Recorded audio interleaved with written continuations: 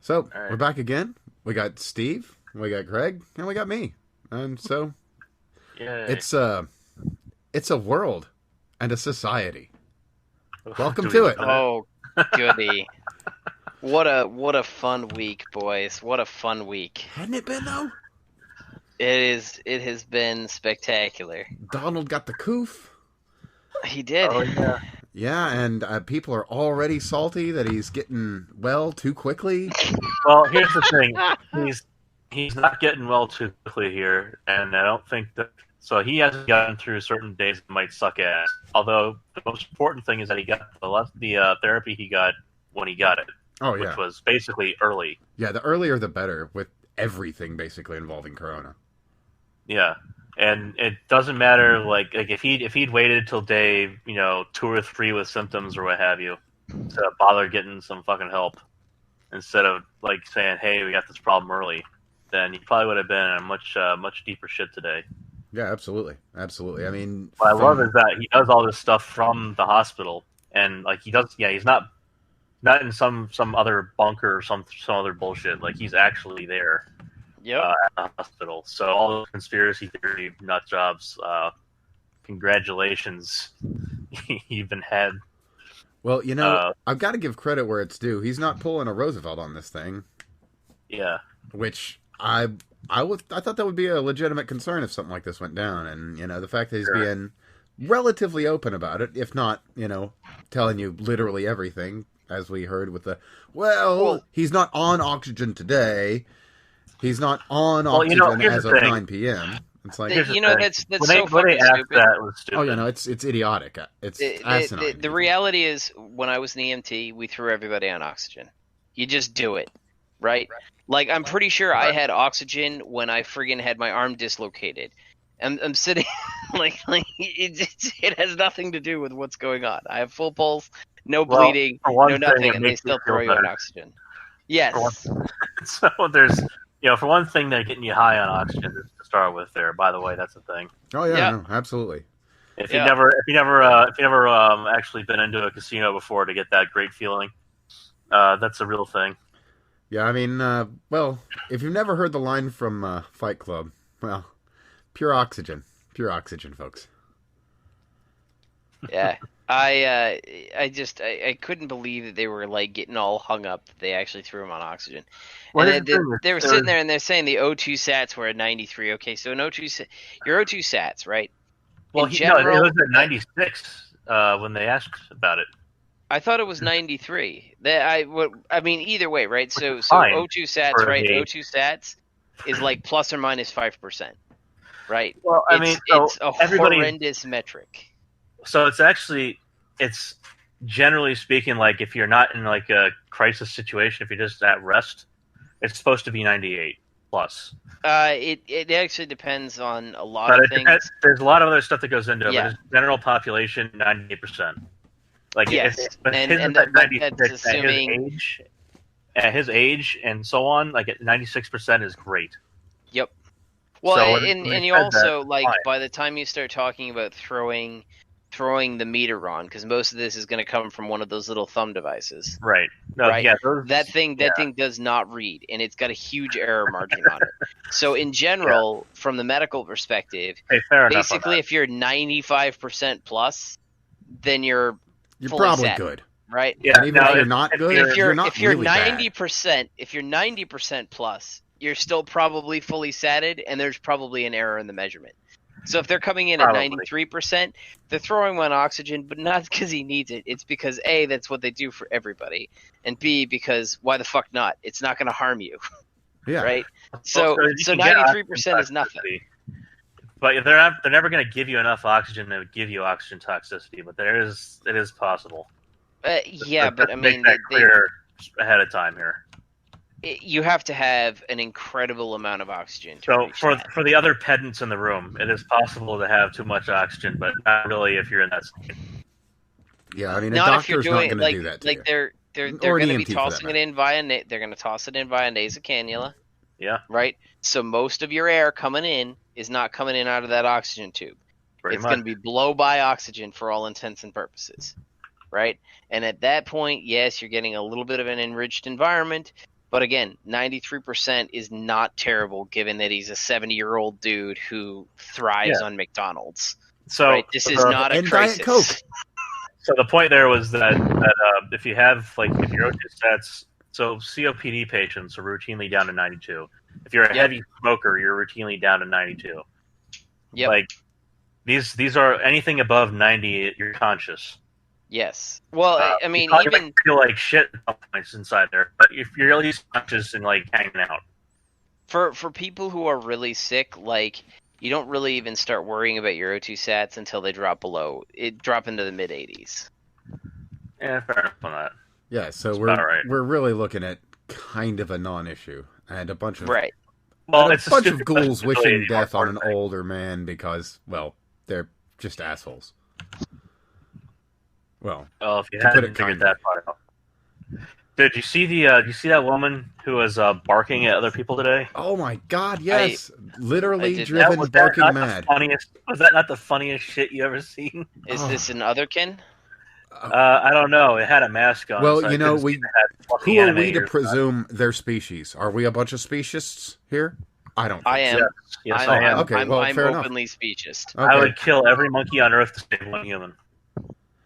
I don't know if I'd go that far. Yeah, maybe not depends on the every human. monkey. I mean, I'm okay with Other Save- monkeys save in a my, particular one- region. if maybe. my one choice is desperate- all of the monkeys or Nancy Pelosi. I'm sorry. Right? I know which way that's See? gonna go. See, this is But is she a human? That's another question. that is also a fair point. She kind of looks like one. She's in my estimation, she's some kind of hobgoblin gargoyle crossbreed. That's possible. Oof. I've heard lizard cyborg as well, but I kind of think Lizard that falls more cyborg. under the Facebook patent. You know. Is that somebody who is actually being serious, or are they still being like somewhat facetious? I've literally heard that mentioned both ways. So Is this I'm going to say coming from yes. our flat earther friend? No. I don't. Well, see, since think I space might isn't physically real, harm that person. then you don't really have to worry about aliens because if there's no space, then there's no aliens. Easy peasy. All right. Well, I I can- suppose that's true. Yeah. So how yeah. firmly how firmly is their chair cemented to the ground when they talk? Oh, Long screws keeping it rooted into the ground. I think they might be cemented, perhaps to the bedrock. Chained there, maybe even under many stones and anvils. Perhaps a few pianos. A couple of tweeting birds. I don't even know. You meet some interesting people in the world. You truly. What do they truly they say if you show them a picture of a screw and a ball at the same time? I haven't Is tried. is this like how to guess the drink? Or is this No, how to come guess on, the drug man. combination? Screwball. Yeah, well, I mean that's there's a specific alcoholic drink that is that combination, and I believe that's also when you take uppers and downers at the same time. I mean, none of this would surprise me, but Not to my knowledge. Not to my knowledge. Just one of those when you as you go down rabbit holes, sometimes if you don't bother to ever come the fuck back out again, you can end up in Mirror World China. So, well, on the opposite side of the flat earth in this case. Well, I mean, I actually love rabbit holes, right? I really do, and I love contrarian viewpoints. It's a lot of fun to go explore ideas that you have either been trained to dismiss or you have other reasons to not do it, right? It's fun to dive down those holes. The problem is that 9 times out of 10, you get like 10 feet into the hole, and you're like, well, that shit is just fucking nuts, right? If this statement that you have offered is true, then literally all of physics unravels before your look, very eyes. just because they believe that the sun is really some demon named Peter Pan that floats around about 30,000 miles from the Earth and doesn't actually bake the whole fucking thing at once. 30,000 Doesn't miles. mean that they Sorry, aren't batshit closer to crazy. 6, friend. I've heard 20. Jesus Christ. It's I'm excuse sorry, me, they're sir. It's not as cruising big as around. you think. Oh, okay, yeah. It has There to you not go. be as big as you think and not as hot as we measure.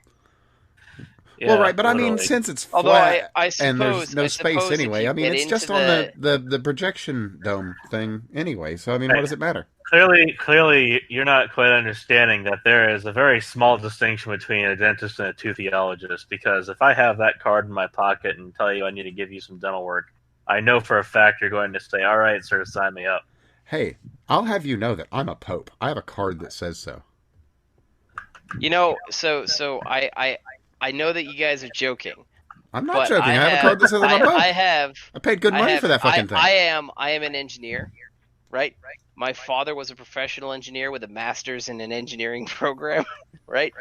And my sister's husband didn't even graduate from undergrad, right? And he turned around to me this past Christmas and he said, No, "I'm an engineer." And I said, nope. "Really?" And he said, "Yes, it says that on my business card." And I very nearly decked him. There is Hey, I a mean, very why the very fuck would I take the FE exam if I was? I actually, so speaking of that, the plan is this Christmas, as his Christmas gift, I'm going to give him the FE book and Yes, say, "Tell me once you get it I. done, motherfucker." Oh yes, dude. Nice. No, I'm waiting until I get done too. I'm gonna go ahead and just rip through the PE and get myself certified. All that doesn't mean I'm Oh, gonna have to do the goddamn annual requirements. you know what? I was gonna do the PE, and then I started taking like actual master's classes, and I realized that I do not have time to study for both because Well, so here's the fun thing about the PE exams: like you can take it whenever the fuck you want. no, I mean, no, that's not true.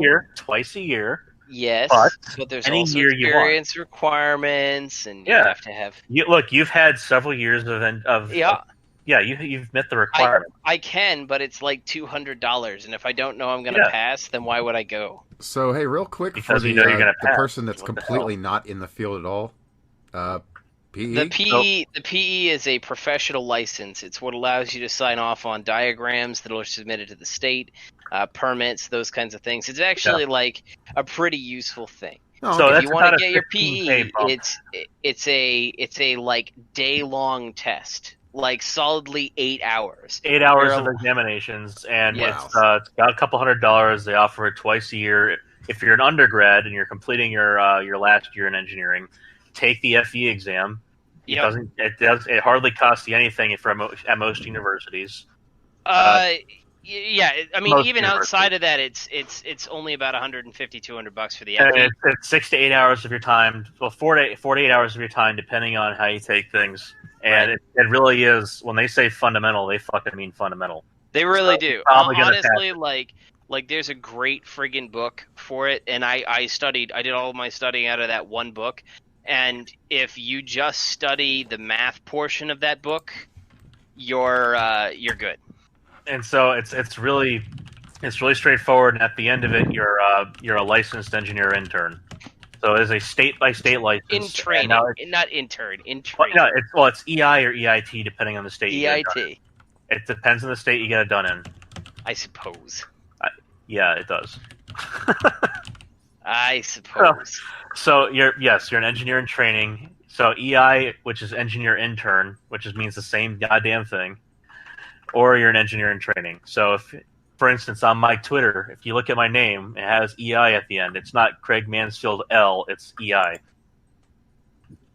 Right. So I would put that on mine, but well, and it really doesn't fucking matter. It may or No. may as well not be there at this point. So that doesn't come with any requirements to it. It means that you at least have the prereqs done to it try to get it a means PE. not only did you pass your courses, but you actually learned something. Yeah, there you go. That's really what it comes down to, right? So It's the that means you can standardized pass. test of your bachelor's It degree. means you can move forward. You get either the educational or experience requirements, because it is really supposed to be an experience requirement. But if you Yep. have a PhD, that is waived as counting. Is it really? Yeah, it is. I thought. See, I haven't really looked at it from the PhD Yeah. perspective, but I know So- that a master's doesn't count for No. significant years of experience. It's not long enough. So PhD is typically going to be 4 to 5 years for a chemical engineer. So that's the 4 years, 4 or 5 years, depending on which state again. So you've legit got to be in the field. Yeah, you've got to be deep in the field. Yes. At that point, you got to be committed to being an engineer. Well, I gotta say, I sincerely approve of that. It'd be nice to and more a doctor careers. or a lawyer. You a doctor have or a lawyer, same thing. They have their own licensure boards the same way. So it's just like getting a medical license. Teachers as well. Well, teachers all depends on the state, and so they get like teaching certificates, and in like the Northeast, everybody has a master's, and it's they got to have some sort of educational certificate on top of that. Go to the more southern regions, it's not. In the case of your PE, even though there's per state requirements associated with it, it's all done by NCES, which is a national certification board. So basically, they're not a board; they're just a company. That's important to distinguish there. True, it is, but it's essentially standardized tests from wherever you are. Imagine taking an engineering SAT. Right. So if you're an engineer, if you're a teacher from Mississippi, right, you might not be the same level of teacher as you would if you were a teacher from, say, New York or Massachusetts. But if you're an engineer in Mississippi and an engineer in New York, you're the same fucking thing. Yeah. So while the boards are different in each state, and they're set up, by the way what they do is they're state-run boards, but they're private entities, or chartered companies in most states, I believe. I know in Florida it's a chartered entity. So that means that the state says a company needs to exist, and it needs to be culpable and dependent on the state, but it needs to operate independently. It basically has to pay for itself. So that's the way it runs. So the state licensure comes with a license fee requirement, which is usually paid by your employer. And for professional licenses, and so anybody who's a doctor or a lawyer would also recognize this right off the bat. You have to do continuing education units and continuing education credits. So basically, you have to both teach courses and attend courses to further your education in the field. So basically, I don't know if you have to teach courses. I think you have to attend courses. It's both. Yes. I'd be surprised if you didn't. Yeah. I mean, that's kind of standardized in a lot of higher end fields, from education to. See. I'm pretty sure. I know that there's an education requirement. Like most of the folks who are in New York, we have Engineers Week, here in the Albany area. Yeah. And at the end of the day, you go down to wherever they're hosting it, and it's like a week of courses, and you pick up like a credit or 2 credits of your 12.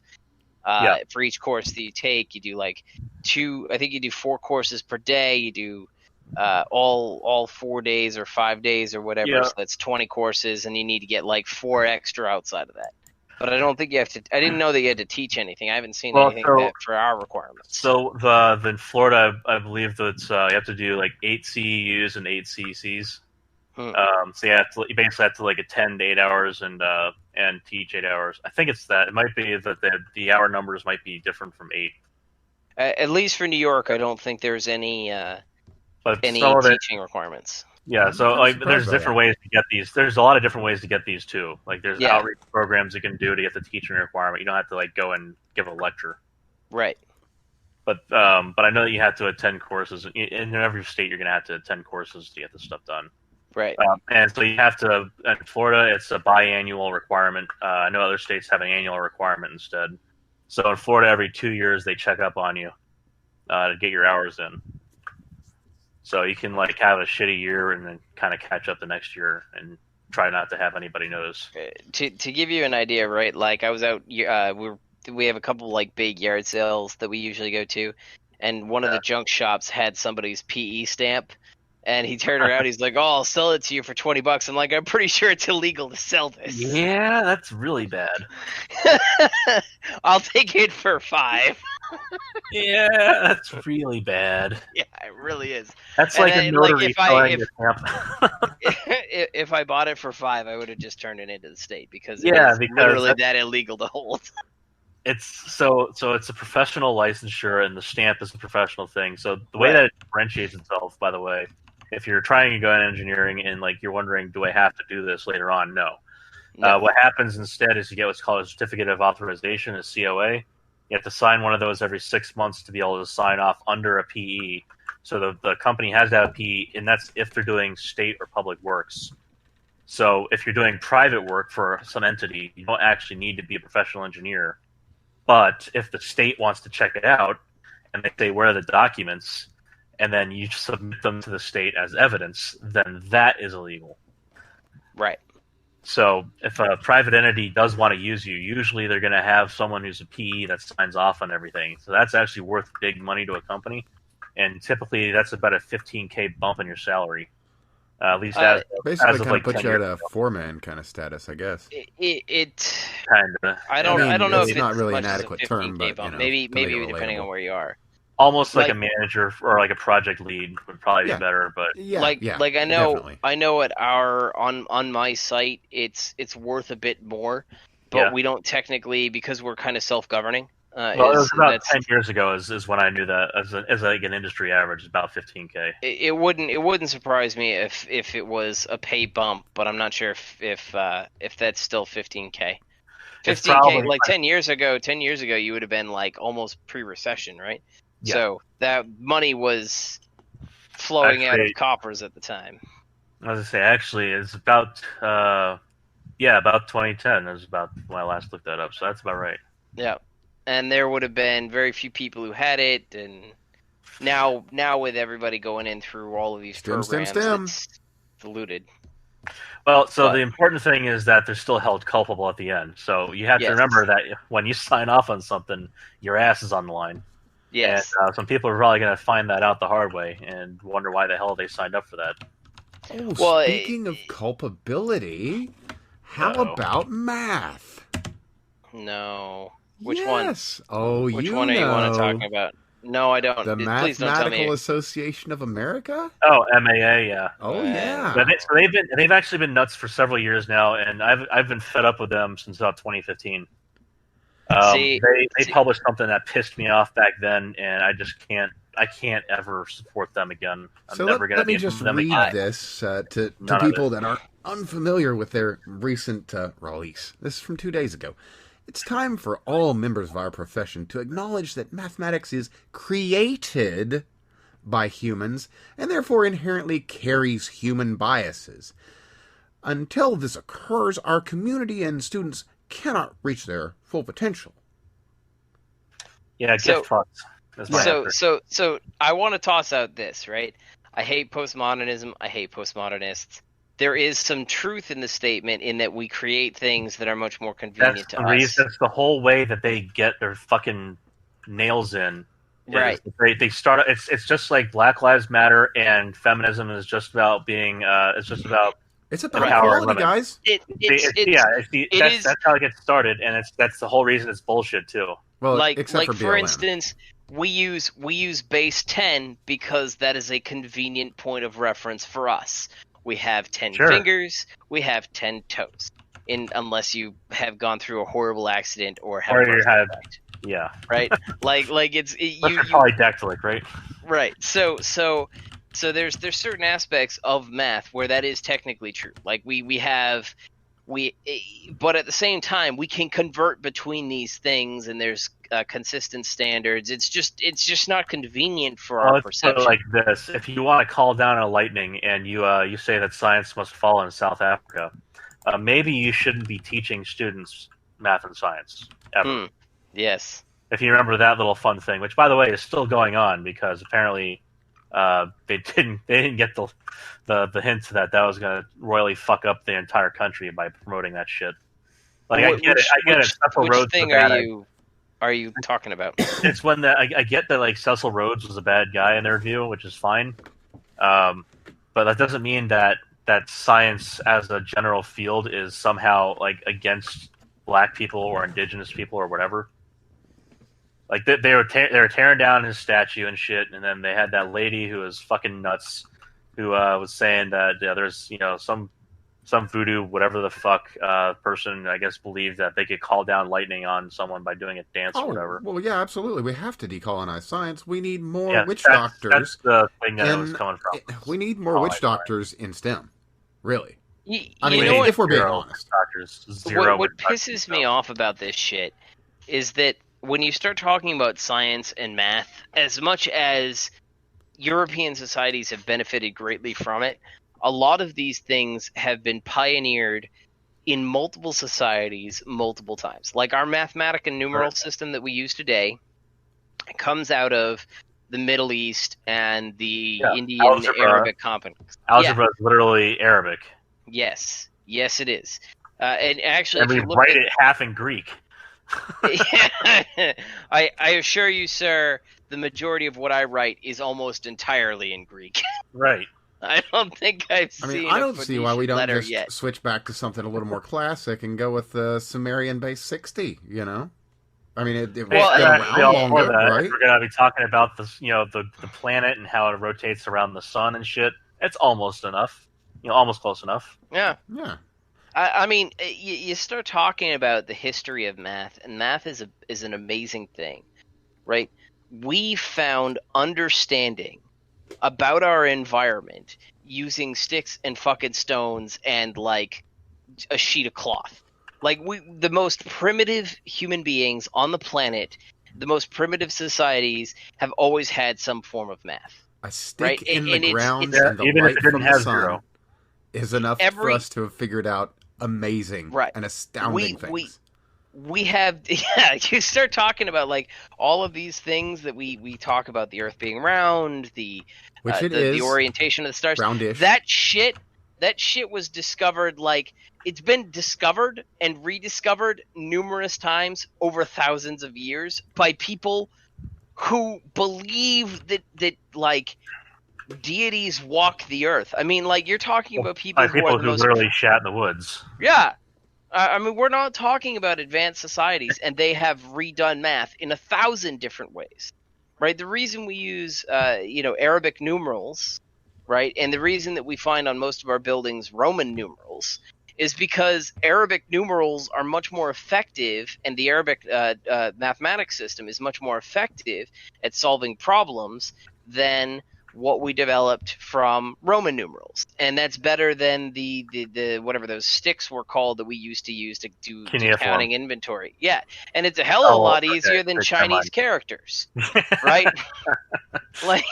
Like there's 1,000 different ways to solve these problems, and they all work, and they all come out to the same solutions. But the reason that we use the Arabic numeral system, the Indian Arabic numeral system, is because it does it better, and it does it faster, and it's more efficient. And there was a campaign in the late 1700s, early 1800s to try to teach kids math, and that's when we started learning math. It's a relatively new thing. Like we used to use Roman numerals. That's why our buildings have it. It used to be a thing that if you wanted to learn math, you went to university. Yes.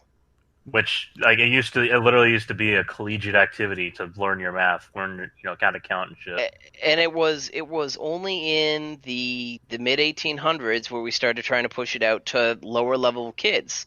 Oh yeah, right. Because classes of education are honestly in our history very new. Yeah. Well, when we decided to get out of the Industrial Revolution, we said, okay, well, we need to start educating society a little bit differently. Yep. So, we first brought kids into the industry environment, and then we said, okay, maybe we should push them out and have them tell us how to make shit instead. Yeah. But I mean, all of this is relatively recent. It's this cultural diversity thing. And when you start talking about the concepts and norms, it's not like this giant region of cacophony of things are equally awesome ways of solving problems. No, 90% of the ways that we have come up with solving these problems are shit, and they're complete shit, and that's why we left them in the past. And somebody, someday, maybe it'll even be Craig here, right? He'll come up with a fucking amazing new math, right? And he'll just stun us all, and we'll be teaching that. But the reality is, until we get to that point, we're not doing those things because it's not useful. Allow me to break your mind here with something. So you know how a determinant is a wonderful NP versus P kind of situation? Mm-hmm. Well, I went ahead and found a way to extend it to Hilbert spaces. Because I was dealing with I converted the configuration space form of thermodynamics for processing polymers to from species space to configuration space. So from discrete. Oh no! I think he's gone. When you do multi-component, we're good. We lost you for a second there when you change from species space to what? So it's from species space to configuration space. And what that means is I went from a discrete continuum, a discrete space, species A, B, C, and D, to a continuous space where I have a configuration of, say, n monomers that's dependent on a distribution, like the fuck's the word I'm looking for? Statistical distribution. So to put that into non-science people terms, kind of a spectrum. Like a spectrum, actually. It's identical to the concept.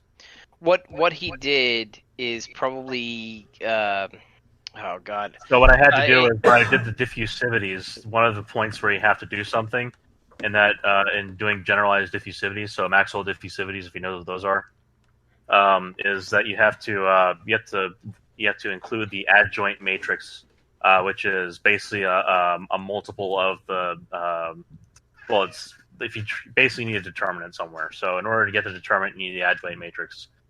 So the whole thing, it depends on a specific understanding of a discrete space matrix operation, but you can extend that to a continuous space by using integrals instead.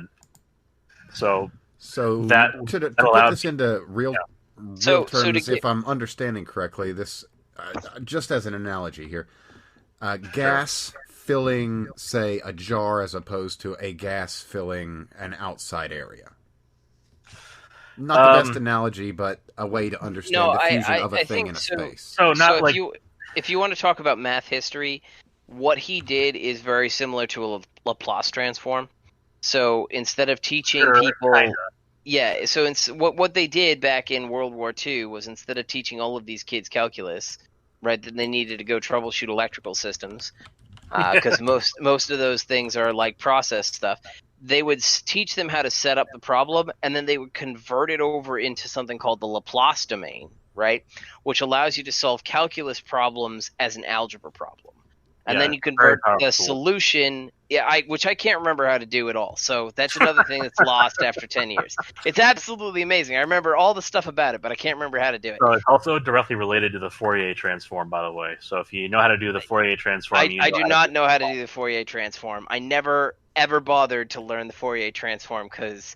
that was nonsense. Or the Mellin transform, which is a discrete form of it, or also didn't care about transforms. There's a whole bunch of them. I will put a link to the Laplace transform in the show link. So basically, what they do is they take something that's like this crazy complex calculus problem, and they convert it into like this thing that they call as an S domain, and it's all done through a very specific process. It transforms the equation into a thing. You can then solve the problem algebraically. You rearrange your terms, and then you convert it back from whatever the resultant Laplace transform or series of Laplace transforms is to the original thing, and you've just solved a calculus problem using algebra. Which is an incredibly handy tool because... yeah, it is. It's absolutely most amazing. Most people can wrap their heads around algebra.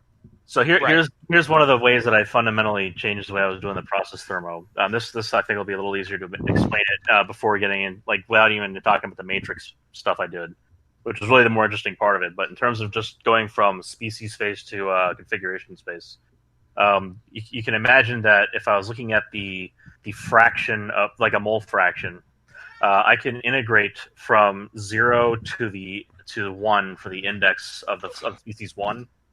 And I can say, okay, the integral of that part of the of that spectrum is going to give me just the mole fraction for species 1.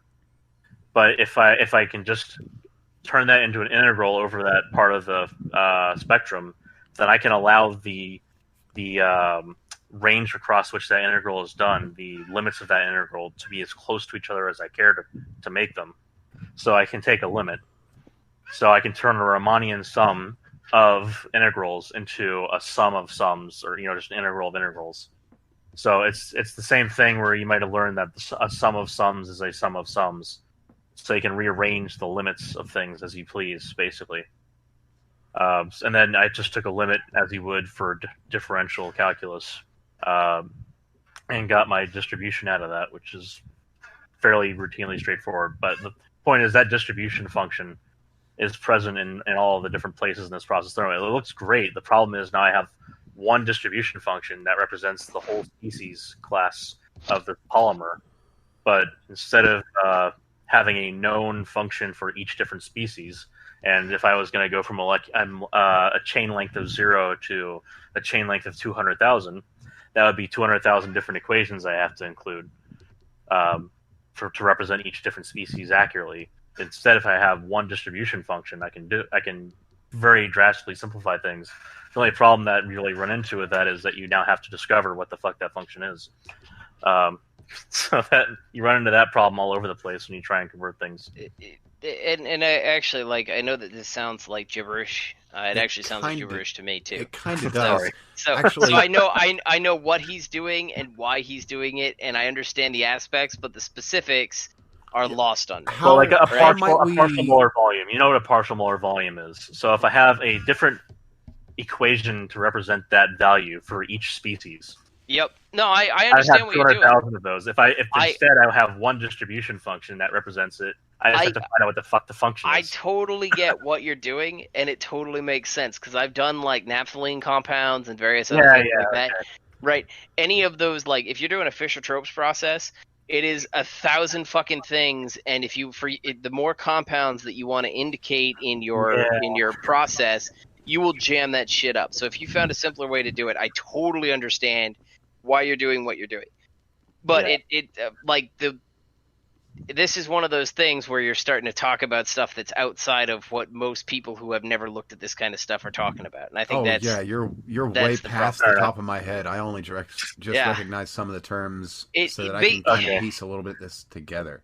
So to pull this back, what's this going to do in the real world? So imagine for a moment that I've actually developed my own functions that do something similar for probability. Imagine for a moment that you have a coin flip, right?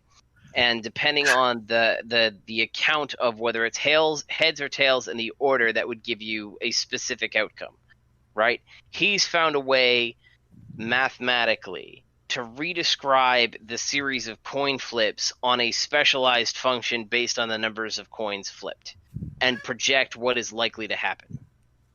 Fair enough. That's close enough. Okay. Right. That is without blowing more brain cells here. Right. Yeah. He's out there. I understand what he's doing. It's crazy. What's a use case for this? So the use case is basically any organic reaction. Okay. Almost any organic reaction. That's extending it a little bit further beyond than I want to. But basically, the idea is that I was looking at a polymer that would degrade when heated, and it's a homopolymer, it's polyethylene oxide. And as it's warmed up and so on, it can chain scission, so it can break apart. So imagine having a bunch of spaghetti, and then you start shaking the shit out of it inside of a bag. It'll break. So the harder you shake it, the faster it'll break. But the strands, as they break down, become harder to break. But that's a little bit outside the analogy, but it's kind of about right. Okay. So these ether bonds are easy to break, and when you break a bond in the middle of the chain, it splits into two chains. But they're describable by the same phenomena, or by the same kind of numbers here. There's a number of units in the middle of it that are exactly the same. So the number of units in the middle goes down every time you break it. And if I could describe every single length of chain by the same function, I'd want to do that instead of have to have hundreds of thousands of these functions I have to use, thousands of parameter sets rather. So when I was talking about the Fischer-Tropsch process, for those who don't know, Fischer-Tropsch process was invented in Nazi Germany. It's a wonderful thing, like many of the other things the Nazis invented. It allows you to convert any form of hydrocarbon into any other form of hydrocarbon, typically like alkane chains, right? Yeah. So basically, it allowed the Germans, who were cut off of their supply lines when they had coal, to turn coal into gas. It's the same thing that would allow us to turn methane into gasoline or oil as we need it. And they actually do employ this periodically to take low quality hydrocarbon sources, which aren't like, Yep. especially like your methane, your propanes, your butanes, and convert them through chain linking. You basically just turn it into carbon monoxide. You essentially superheat it in a low oxygen environment, and then you run it across a nickel catalyst. And this will, the nickel catalyst will grab the oxygen molecules and bond them together, and then all of a sudden you get this cross-linked chain buildup. And the longer you let it run over more catalyst, the longer your chains get to. Yeah. Now I've tried to simulate this in an actual. I built a program to simulate this a long time ago. I probably still have it on a hard drive somewhere. So you didn't use like a But- processor, you just went ahead and went straight for your own. Oh yeah, no. So Okay. this is like what I did for my capstone project, and it was a very bad. It was a bad decision, but I couldn't like they were out of licenses. I was a commuting student, and I was trying to do most of the work. Oh at home. shit! They couldn't give you access to the thing. Okay. Right. So that I couldn't use Aspen to do my work. So I tried using ChemCAD, which was a pirated copy of ChemCAD, but even that couldn't operate appropriately. So You I just needed said Aspen. fuck it, and I drove straight into MATLAB. You needed I wrote- Unison or Aspen is what you needed. I needed what? Unison or Aspen. I did I know guess about it's the same Unison. thing. It's the same thing nowadays anyway. But yeah, Aspen. I wasn't a big fan of Aspen when we took it, but either way, I wrote my own MATLAB simulation for the entire process. And all I remember is being like, it took me, after I realized that I couldn't get Aspen to run at home, it took me like 3 days, and it was like 3 full 24-hour days to try to simulate this thing. Yeah. And I got a working simulation, like I finally got it. But then you all of a sudden, in my sleep-deprived and horribly irrational state, I started saying, well, I'm just going to sit there and create a for loop that goes out to 20 plus chain hydrocarbons instead of cutting it off at 11, which would be when naphtha is kind of naphtha, and you just stop fucking caring. Let me stop you there and give some idea to the scale of what the problem is here. So the type of things you have to compute do not scale linearly. They scale either to the third power or to the fourth power. Kind of like orders of roughly. magnitude. If you Yeah, so you know how like a matrix is n squared for the size? If you try to do matrix multiplication naively, you're talking about like n cubed. So for the operation. Now if you do that n times, that's n to the fourth power. So between the we're third not and fourth looking power at is roughly what's happening. multipliers, we're looking at exponents. Yeah, so this is roughly the scaling problem he's i7 running into. system, and it took, in pure code form, it was only 500 lines of code. Yeah. Right? It took something like 4 to 6 hours to run the thing. I was gonna say, So did your This is machine the kind just of melt? thing I was talking about here. Oh, it just ran. So I'd sit there, Burn and power. the worst part about it was that like you start running this thing all on your own, right? And because I bad decisions, I was sleep deprived. I put everything to that. But at the same time, you'd run it, and then you realize there was a mistake. Yeah, the realization dawns on you afterwards. I know So exactly what you're talking about. I ran Yeah. into the same kind of problem with mine. yeah, you start this code, you start it up, and you're like, oh man, I'm not getting any outputs after 3 hours, and you're like, okay, so I don't know what's going on. And then you kill the program and you find out what the outputs are. You're like, okay, so it's running appropriately, and then you run it again, and then you're like 4 hours in, and it finally gives you your outputs, and you realize something has gone horribly wrong. Yeah, And so, yeah, you got some oscillation somewhere in there if you did a feedback, and then just Right, like yeah. just fucks it all over. Yeah. oh yeah, and that's exactly what it was too. So I Yeah. ended up sitting there and having to I ended up having like stream of consciousness to watch these things calculations to try to figure out which one of my 7 for loops was broken. Yeah, so Yeah. The thing you're running into is the main problem that a lot of engineers will run into is the fact that you only get 16 digits of precision, Yes, and then you get round off errors that fuck you over. yes. And it causes a little wavering at the beginning, like, oh, it still looks like it's doing all right if you stop it halfway through. Yeah. Well, that's like I said, when I was talking about my EMU stuff, that's another time that I realized that there was kind of, I was like, what the fuck is this shit? What is this? Like, it's just cutting off my decimals. Yeah. And it's like, because you can get a rough order of magnitude when you do a calculation by hand, and then you can get because you can simplify your own equations and make it kind of like better, but you trust the computer to calculate, and you don't realize that whatever you put into a computer simulation is garbage in, garbage out. Yeah, so like, so that was actually a funny thing. It's a package that my little brother and I started writing when I was complaining about this years ago, and he named it "Your Expectations Are Unrealistic," which is perfectly appropriate. That's exactly right. My expectations were unrealistic, but they were my goddamn expectations, and I had them. Fucking right. Every right. I said I want more. I wanted multi-precision, but I wanted to follow the IEEE spec. IEEE only gets you up to 17 digits float. No. The floating point spec gives you any number of digits you want as long as you follow the spec. What it doesn't do is implement it for you. Got it. Is the problem. So that was the whole point of the your expectations are unrealistic was to fully implement an IEEE whatever the fuck the numbers was spec. But for I can't remember what precision. I think I wanted 128 bits. Yeah, that's not going to happen. Yeah, you see, that was the reason he was upset about it. Like, it's not happening. So my electromagnetic universe thing, I want like 60 bits, and I still think like I've written programs that just lock up your computer for 3 hours trying to solve what I want to solve, and that's with 17 bits. You want to go 128?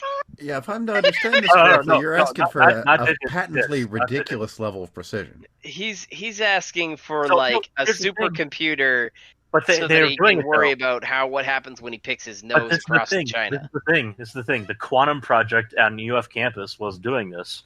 They had a 120-bit system. It's specialized hardware. The code that's run on it is based in Algol, which made me cross my eyes and pinch my ears, going, "Why the fuck are they doing that?" But because Algol is, by the way, a very old programming language. It would be kind of the first one that got implemented as is it more or less fun than assembly? It's less fun. I like Holy assembly. Moly! Wow. I understand and write in assembly on occasion. Like I can do. That was one of the first languages I learned. Was C++ and ANSI C and BASIC on C++. But I learned those three first. I did x86 assembly, Intel x86. Oh, bravo. So because AMD is still shit.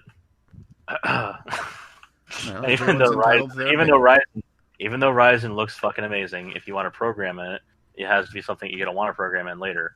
That said, Intel has gone off the rafters there with that, adding in extra functions. Meh. It's like if they had a 128-bit system, and I was like, okay, I want to make a 128-bit IEEE compliant class, and I want to be able to use that to do simulations. Well, I suppose. Don't leave any money on the table, right?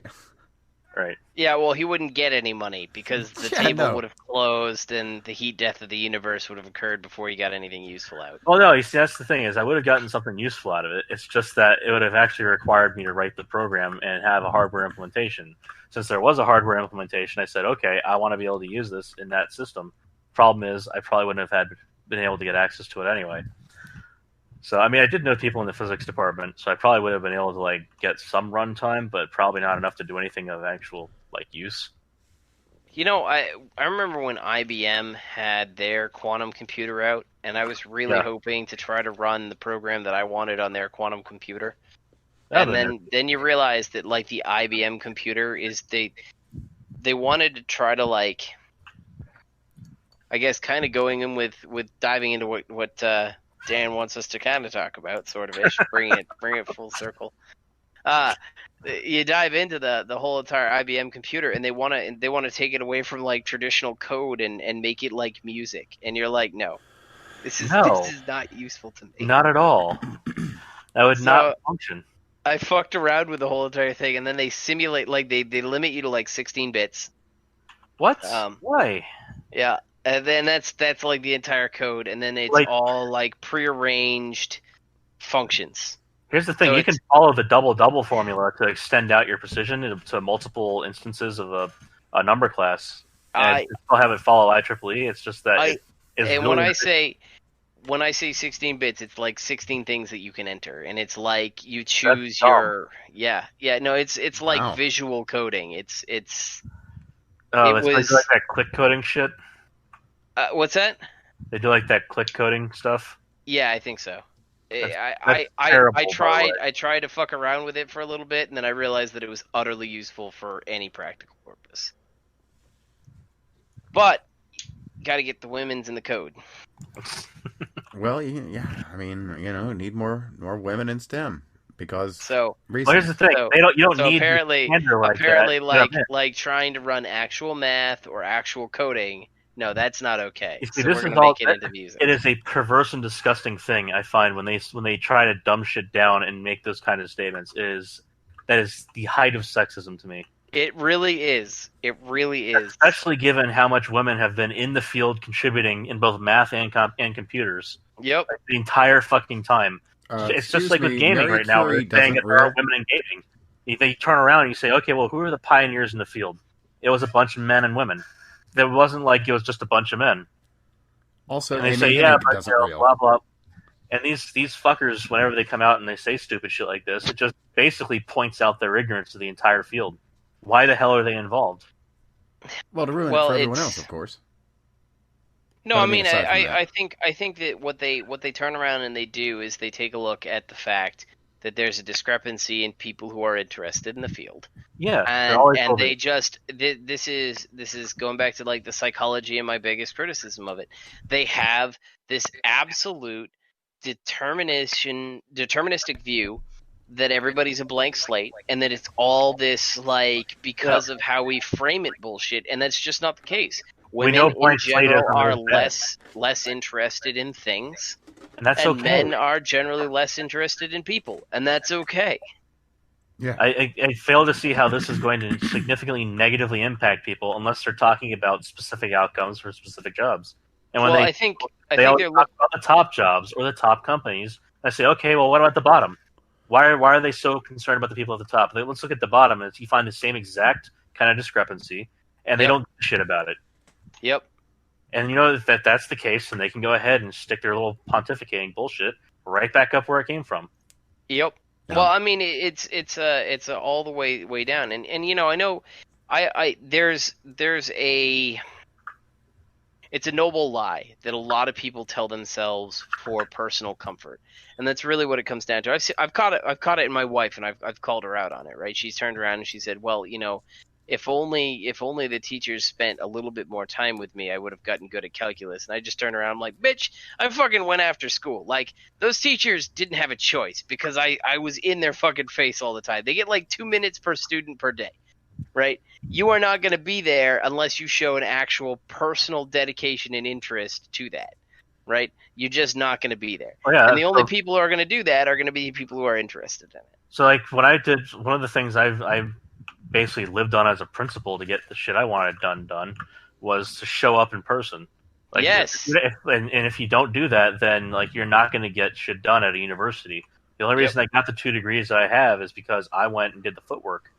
I mean, that's basically not even university. That's how things have largely been in the world. Very recently. They absolutely you had to put on your fucking shoes, put on your big boy or big girl pants, and go out and actually put in the hours. I do very well where I'm at work because at the end of the day, there is nothing that is outside of my control, right? Like, if somebody says, hey, this project's going slightly sideways, there's about 7 people that get a phone call from me within about 30 minutes. And every single one of them is demanded to tell me when it is that they're going to get back on track. And if the answer is anything other than I'm getting back on track right as soon as I get off the phone with you, then it gets kicked up to management so that the shit gets running. And all of a sudden my stuff works. That's there are other engineers who don't do that, and that's perfectly fine. I will happily steamroll whatever is in my path to get whatever I want done. Well, when you've got a job needs done, and it doesn't necessarily need to be done in the most idiotic and wasteful way.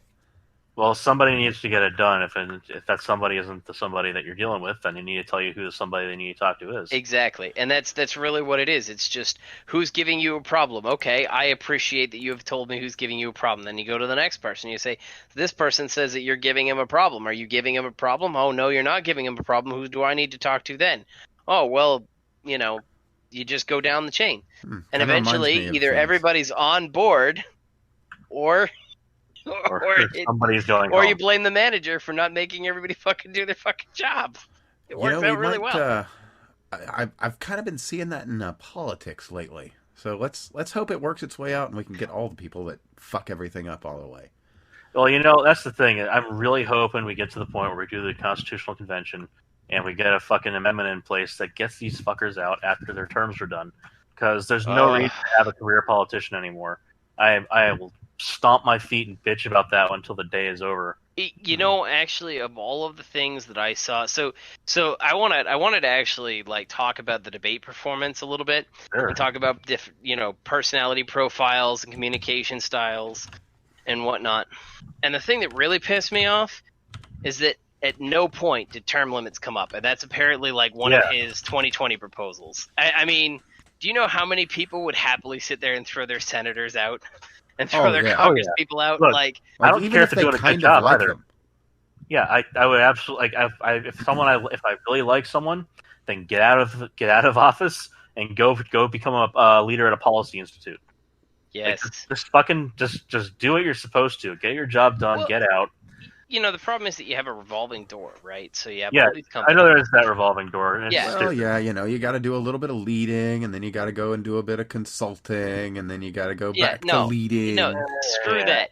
If the people if your Congress people and your senators, it wasn't a lifetime position, you walked in off the street to go do your fucking job, and then you were back at work, you would have to live with your decisions with a whole bunch of other people who knew you as nothing more than the has-been that went into politics for 6 years, right? All of a sudden shit would get done because you wouldn't have that corrupting influence of perpetual governmentship. Yeah, so the term limits thing, I can't really see an argument for having someone in office that long. And here's the thing. Even if I did agree with Nancy Pelosi's politics, I wouldn't fucking want her in office that long. It's incredible to me that people are happy these people are still in office. Yes. But that's if you wanted to talk about the debates, I think the biggest failure that Trump had there was not getting any of his 2020 campaign stuff out throughout the course of the debate. Yeah. Well, the debate itself wasn't really... There wasn't a lot of political substance. It was not theater.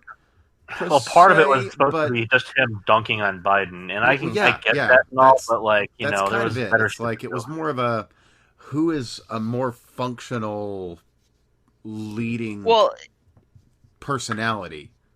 So if you dive into really get from that. Are you guys familiar with Myers-Briggs? I know the name. The personality scale thing. Right. So, which scale are we talking about here? Myers-Briggs. Which one? Because 16. It breaks it down to 16 different personality types. Yeah, I know that one. I'm an INTJ or an ENTJ. And SP. Okay, so for that I'm INTP. You're INTP. Yeah. What the fuck's that one? I don't fucking remember. Yeah, I think I'm INTJ, but I'm barely INTJ. Yeah, I'm somewhere near the middle on the last part of it, the PJ part, I think. Okay, yeah, you're the I'm the special snowflake. No, actually, you aren't. I am more of a special snowflake than you. They're all special. No, there are some that are more special than others. Yes, there are. So there are.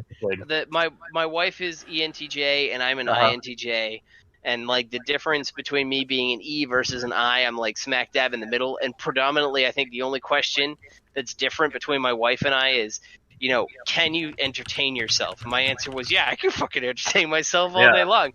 And she's like, no, I can't. And I think that's the reason why I'm an I and she's an E. But the core of it is that, like, you have the people who kind of design things and build things and construct things. Well, Right. Trump is on a completely different wavelength. He's what is it? Hold on, I gotta re-look up what he is. Give me just. Well, did he actually take the test, or is it just someone's opinion? I think it's based on communication styles and kind of so how he didn't it works. Probably not. Okay. But And if it so, works. I'm sure we wouldn't get the. That's. I mean, It's- I'm not saying that the results are wrong. I'm just saying, did he take the test or not?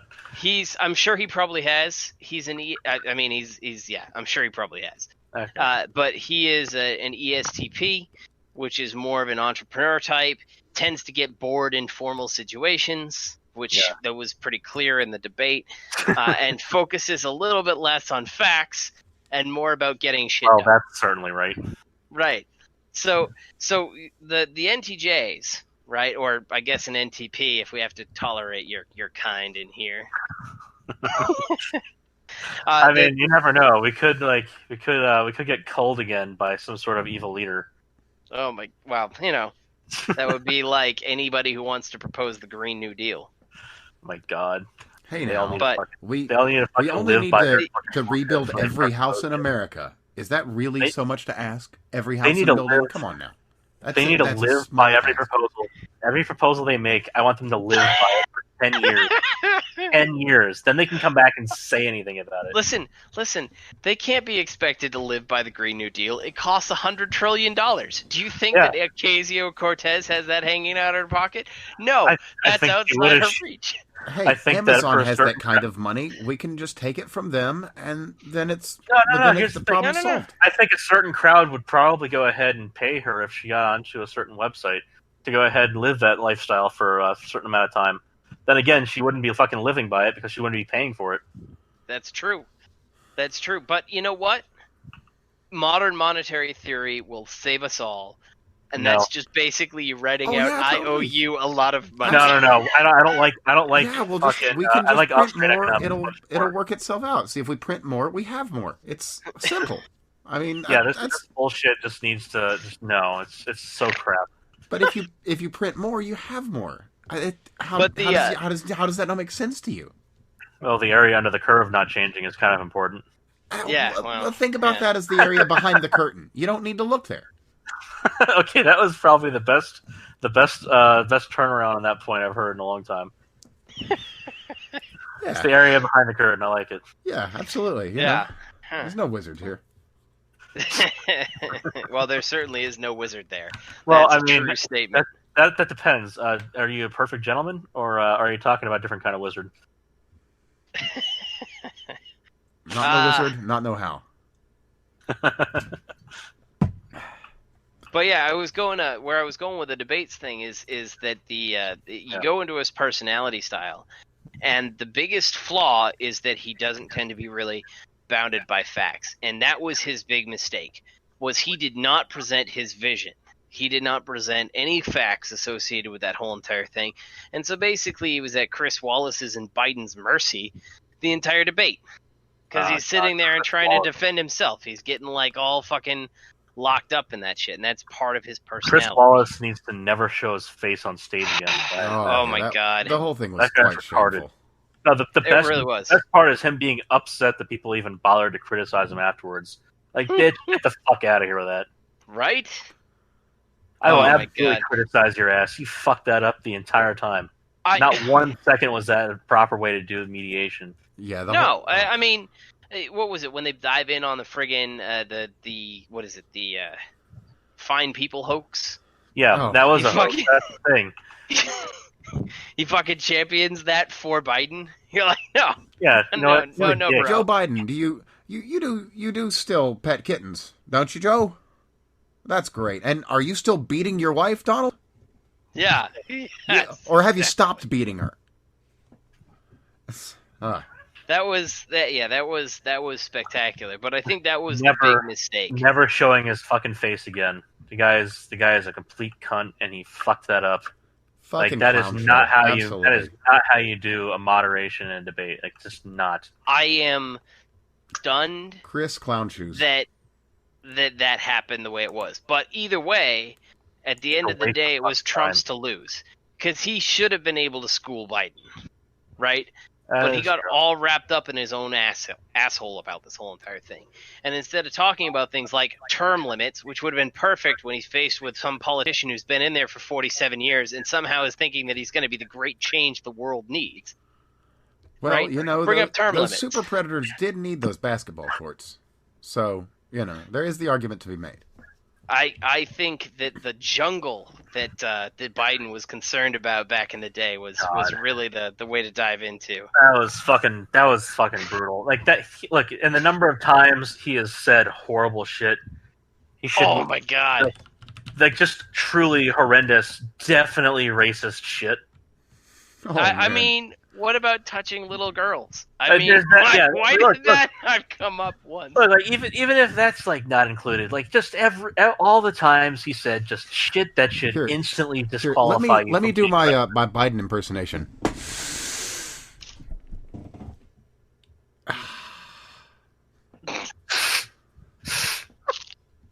There we go. There we go.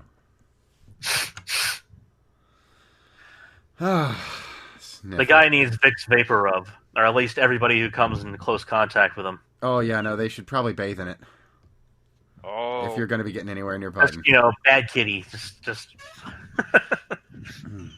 Or spray him with the maybe water it's bottle. time or to bring gross back pepper at him. patchouli. You know. God damn. It's fucked up. Like, I don't like the scent of patchouli generally speaking, but like it's in the beard conditioner I use. Oh, you poor bastard. oh my god! It actually smells pretty damn good in the beard conditioner. I don't believe you. Yeah, I'm in the same boat. Like, I didn't understand what the thing was with patchouli. Boss Man is the brand, and then get it's the Magic is the variety of the stuff, and you just get the their beard conditioner. Let me just go on Amazon. I'll just get you the link because I like it. Okay. So I tried Cremo before, and I like that one too. I do like this one better though.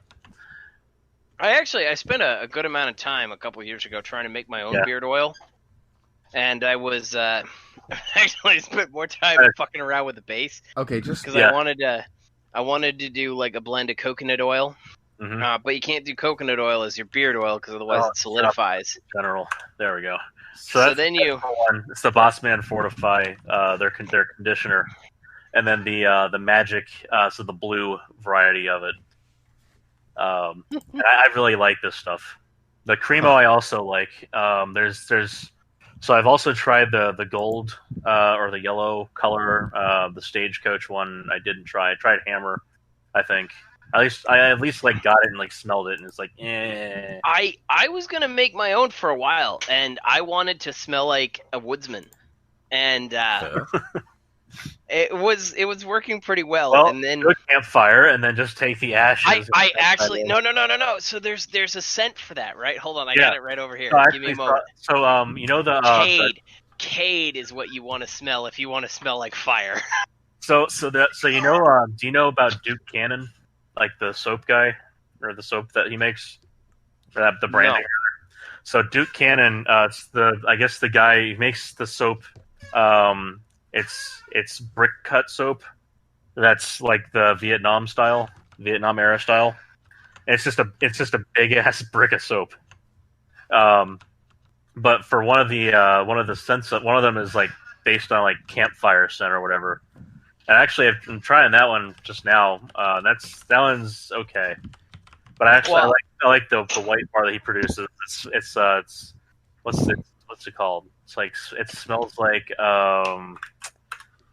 it's like he has like different ones. Like the green one, it smells like victory. The naval one, it smells like naval supremacy. The white one, it smells like productivity. That's the one it's called. Well, I'll tell you what, they sound manly as fuck.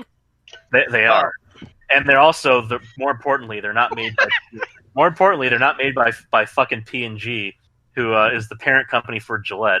So if you're ever wondering, like, is it just Gillette that was the branding and had that stupid mistake they made a couple years back? No, it's P&G, and their leadership follows suit on that. So that came from top down. I thought that they stopped that though. I thought the go broke lesson. No, they actually have. At least as far as the Gillette branding. Now, as far as P&G, Up top? So Yeah. I was Who like, knows? because there's people that are there's things that are there that I would like to probably even work on eventually. It's just that I don't want to work for a company that is going to just devalue me on a fucking characteristic I have no control over. Why the fuck would I want to go to a company that does that? If they've gotten over that shit, then great. Maybe I'll look into them, but I still have doubts. So there are far better places to work well, than I've been P&G. working on TLCPs and so on. There's a guy who was there that had come to a group meeting before. He was a great guy, a very nice guy. And there's other people from my group that have worked there previously on projects involving things like TLCP work I've done. So that would be interesting and all. It's probably going to be more on the packaging perspective of things, to work with them on that. Huh. But I mean, it's just like I could never work for a company. It's just like boys will be boys, blah blah blah. It's just no. Well, I mean, to be honest, it's anti-science. I mean, Well, I know legitimately. P&G. I know that P&G is like the place, one of the big like 10 for chemical engineers. It is a good place to go as a chemist. And I have zero desire to go do that. Yeah.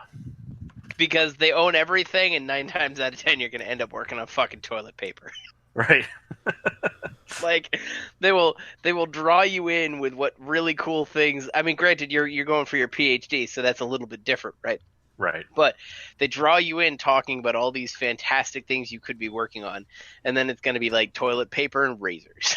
Right. Yeah. That's their That's fucking the funny thing is when you work on the razors, then you actually get to literally work on the thing that is the reason why the razors have different costs. Because they have different materials that go into them, et cetera, et cetera. Oh, I saw a great breakdown on that, actually. What is it? Pink dye is just more expensive than blue dye, right? Well, there's also physically more plastic. There's that little detail in the designs with like the fatter handles and all here's that. the other thing is the head that they use. So they have this little strip, and it's interesting how it's related to the work that I do separately. But more importantly, what they have is this two-phase material that they produce. PEO is one of the plastics involved. That would be the stuff I work with. The other one is polystyrene, and they co-extrude it, and it comes out as kind of like a foam structure internally. So, but it's all solid, and that's the glide strip they put on, and the ratio of the solid support material to the lubricating material that dissolves away with water, and that allows it to glide. Thus the name glide strip. The ratio is different between the two different varieties they sell for men and women. There's not only more of the lubricating stuff, there's also just more of the strip that's there, more of the extruded stuff that's put onto the end of the razor. Yeah, the pink tax arguments have always fascinated me because when you actually do dive into it as a chemical engineer, there's usually there's usually a minor difference, but there's actually a whole fuckload of shit that's different between them. It's a huge difference between them, and here's the thing: a men's razor, generally speaking, would probably substitute just fine. It's just that if you look at the way that where women use the razor and versus, and also the kind of hair that's present, the kind of skin that's present, et cetera, the fact that they're using it over a much, much larger area of their body before they expect a razor to fall apart. Men, we use our razor over half a square foot, maybe, and we use it for a couple times, maybe a week, and then we're like, all right, fuck it, and we throw it out. If you're using dispos, even if you're a woman, you're using it over both your legs, your armpits, down between the legs, et cetera, and then you go, okay, I expect this to fail after more than a week, 2 weeks. Yep. So if you look at these very different standards driving very different designs and have very different design criteria, you're going to get very different outcomes when you're done with the design process. Yep. So it's fascinating to see the different requirements that are involved. But it really is. It really is. And I mean that applies to almost all of the products. Yeah. Right? If you talk about just the engineering aspect of it, you're talking about previously, you get stuck on toilet paper and stuff. Well, this actually is a pretty fascinating one. That would be interesting to look at. It's just at the same time, is that really the career? What's the guy? I'd have to find him. I think it's Larry Smith was his name. Did a TED talk, and at the end of it, Velcro indeed. So if you've never seen I'll find this TED Talk. If you've never seen it, it's really good. It's back before TED went to shit. Ah, Oh, I mean, Ted's been to shit for a long time. Well, 2013 was when Mr. Anderson's daughter tragically died, and he kind of lost passion for it. Lost a lot of the control that he had in it because of his passion for it. Got it. So because I could easily see how that would just tear the soul out of somebody, because she yeah. died from a carbon monoxide poisoning from a bad heater. Mm. So yeah, that was really tragic. Well, since I learned of TED Talks, would be way after that point. Most of the ones that I have seen have been like liberal run and just insanely weird. So here is the one by Larry Smith. This is the one I was talking about. It's Why You Will Fail to Have a Great Career. You should listen to this one. It's absolutely worth listening to. Every minute of it. Fascinating. And 2013 was also the year that Sam Hyde gave his TEDx talk. Coincidence. Sam Hyde? This is even a TEDx, by the way. This is TEDx at UW, Canada. So this was a really good talk, and there's another one. There's actually one with a guy who did like really goofy magic. I'd have to find, but you can actually see Mr. Anderson, who just kind of happens. It's We're breaking up just a little bit on us there. Uh-oh. Sounding a little distant. Ah, crap. Okay. I think we lost him. Nope, not quite. Nope. He's not dead yet, Jim. Not quite. Well, we were forewarned. This could happen. Mm-hmm.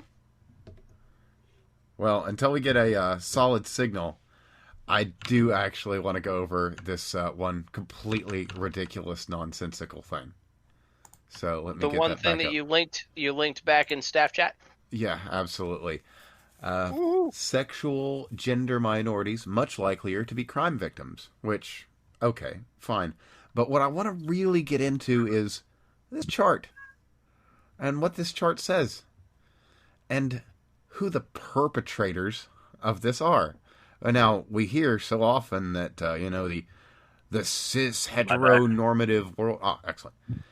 Going over the sexual gender thing real quick. I could hear just until I could hear you get all the way to perpetrators or something. Oh, well, we'll just go from this. Anyway, please continue. Yeah. So the article I linked in the chat there, the perpetrators. That's what we want to look at. Just looking straight at the chart, what we hear is, all these normal, cis, heteronormative, patriarchal, this, that, and the other are, doing this, that, and the other. But then we look at the totals, and we see non-LGBT, and this is towards LGBT peoples. Mm-hmm. Total is 19.2% non-LGBT perpetrators and 71.1% LGBT perpetrators. Really? Yeah, you don't say. That's uncomfortable. That's so strange. Oh, let's look at the important one. Serious violence, 6.9%. Oof, strange. Well, I mean, rape is the real thing. I mean, that's the biggest one. Oh, that's the only one that matters, right? 3%. Ouch. Well, so there's two things. There's one. The first thing that you need to look at whenever you're looking at any one of these charts, whatever little victim class that they want to talk about, overwhelmingly across the board, the victim and the perpetrator are in the same class, right? They always are. Curious. With the exception of rape, where obviously it's generally not going to be men to men, but they always are.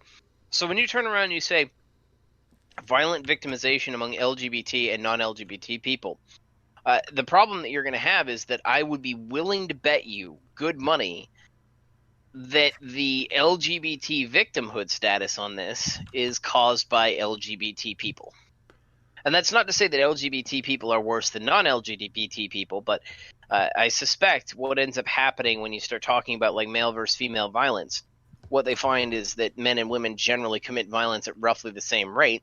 But why is it that we only care about women's violence? Well, so what happens is you find that men and women commit violence at slightly different rates, but it's largely going to be so men commit more violence, just generally speaking.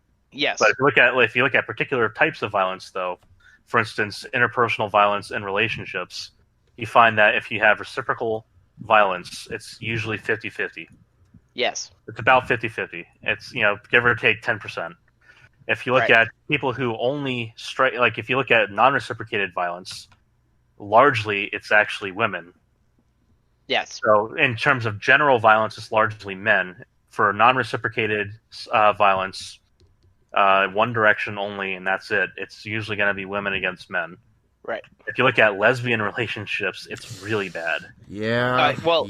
Yeah. If you look at gay, if you look at male, really bad. If you look at gay male relationships, it's actually not so violent. Which is weird because it actually does take two to tango here. If you look at heterosexual relationships, when it's reciprocated, it's usually going to be from both. And, the who started it kind of bullshit is just kind of not going to be a part of that issue because it takes two to tango here is the thing. Mm. Interestingly enough, yeah. And I mean, I can say from personal experience, having known a number of lesbians, they have fiery relationships, we'll say. Well, it's actually that's only partially true. So I mean, yeah, this is anecdotal, obviously. When you dig into the research on relationships between LGBT and non-LGBT people, what you end up finding out, and this is I'm going to talk about it from a sexuality perspective because that's really a good metric for the health of relationship is sex. Right. So from a sexuality perspective, what you end up finding out is that gay male relationships tend to have a shitload of sex up front. Right? When they first start dating, they are just on each other like, a greasy steak on a grill. There is just no room for anything but meat wedge. Right? And then you move on. That's one way of putting it, I guess. Yeah. I'm just telling you, there's a lot of hot dogs and they're all on fire. Right? Okay. As the months go on, that actually declines very rapidly, and they get into a regular rhythm, but it's nowhere near what they had at start. Right. They start having an actual full relationship. Now, when you start talking about men and women, we generally also, for heterosexual couples, we tend to have a very high sexual peak early on in a relationship as well. That first 3 months, everybody's having sex and having a lot of fun. We never quite hit the same highs of the gay men or the lesbian women because they're just going at it like crazy. But what ends up happening within 2 to 3 months is it settles into a rhythm typically around 2 to 3 times a week is really what it comes out to be the average for most heterosexual couples, and that is like 3 months on to the time that they are friggin' 90. Right? It is just a perpetual, they're just having sex 2 to 3 times a week all the time. It's very consistent. That's not to say that's every single relationship or at every single time. That's just the average. There might be some confused people in the audience. Don't worry, you are abnormal. Well, yeah.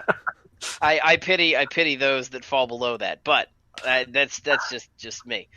But yeah, so it is pretty. It comes out to be 2 to 3 times. You got to set your own standards, my friend. So got to set your targets. Look, I have standards, lady. You need to get in with you have to get with the program. That's bad. I tell you, it works. It works real well. What am I paying you for? Oh wait, I'm not. Hey, listen, half my salary, man. Half my salary. I want something in exchange. So in any case, so that's what ends up happening for heterosexual couples. Now, as time goes on, the actual difference between heterosexual couples and homosexual couples varies rather tremendously. So, like I mentioned earlier, gay men, they tend to drop off. It tends to go to a fairly infrequent affair after the first 3 months. They just aren't having a lot of sex. In the case of lesbians, it basically drops to almost nothing.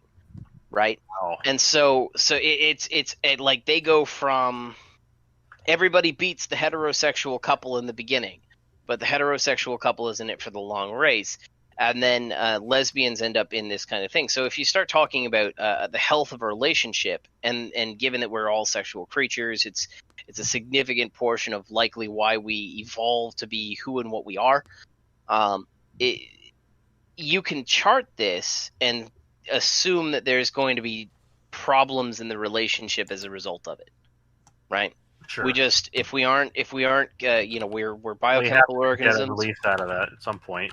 You don't hit what your body is needing Right. to some degree, then you're going to have Right. issues. Right. So that's what you end up seeing. So when you start talking about the violence rates amongst these groups, yes, men have a tendency, men and women in heterosexual relationships, we have our violence, and that is an issue associated with just people, right? Right. Sure. Gay men tend to be very abusive early on, but when it comes to the lesbian group, it is brutal. It is fucking brutal. They are like no holds barred, everything else. And again, you look at it and it charts pretty well with how much sex they're having. Well, I suppose that at some point you can't really say, I'm a woman, you can't hit me. So I guess there's that. Well, yeah, true.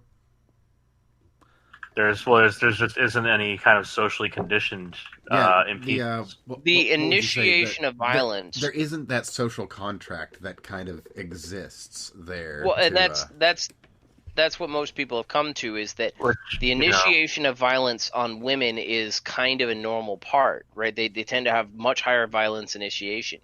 Whereas men, especially when it comes to women, we are trained from a very early age to not only contain our rage, which is very good for our long-term survival because we have a tendency to we're the bruisers of our species, right? But when it comes to interpersonal relationships, it doesn't really do me any good to debilitate my partner, right? Well, so we have social conditioning early on. I mean, I'm waiting to hear the evolutionary arguments against that argument, because I think that would be really interesting. I think it would be hilarious in the kind of gymnastics you'd have to do mentally to say beating women is a smart idea. Yeah. I don't think there's a really good argument. I'm waiting to hear that. I'm waiting to hear the He-Man woman hater version of that argument. Who do you think is going to provide that? I'm guessing a political lesbian. I just but in any case, maybe. But there's not really, like, we are trained from a very young age as men to control our rage, to control our emotions too.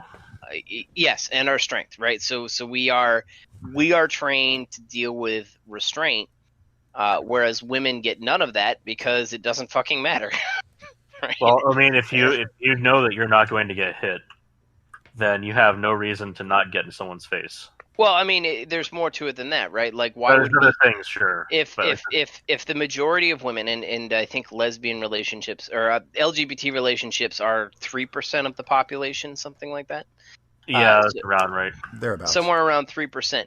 So if 97% of your child rearing, and you wanna teach a good strategy, you really need to control the people who naturally have a tendency towards violence and naturally have a tendency to do a shitload of damage, which means that your emphasis and your social control is going to be put on men. Women, why the hell do you care? Because if a woman chooses to try to hit her spouse and that spouse doesn't retaliate, there's not going to be a significant amount of damage. There's just not that much muscle tissue. This was true before we had weapons. That is also true. So if you look at actually the rate of which people use tools of something else to do damage besides a fist or body part, oftentimes you're going to find it's like a woman with a knife, and like or just something in thrown, the kitchen, for that matter, or something thrown like a vase or what have you. And now that's not to say that men don't do that. They definitely do that. Well, I mean, there's a reason why there's that trope of the upset housewife grabbing everything around her and throwing it at the doddering husband in however many cartoons or more. No, I mean, films, like when I first started dating my wife, she would throw shit at me. I ended that. That wasn't going to happen. But at the same time, it is a normal thing for them to grab something and throw it. But I mean, if you look at your chart, right, involving a weapon is a very small portion of these cases. Right. Yeah. So it's just the point is that like there was. Well, that didn't happen. Sorry, I am actually playing a game at the same time. My focus is not entirely on you, gentlemen. Mm-hmm. Okay. I mean, which game? Minecraft. Why is everybody playing Minecraft again? I have been playing this shit since the very beginning. Please do not give me that shit.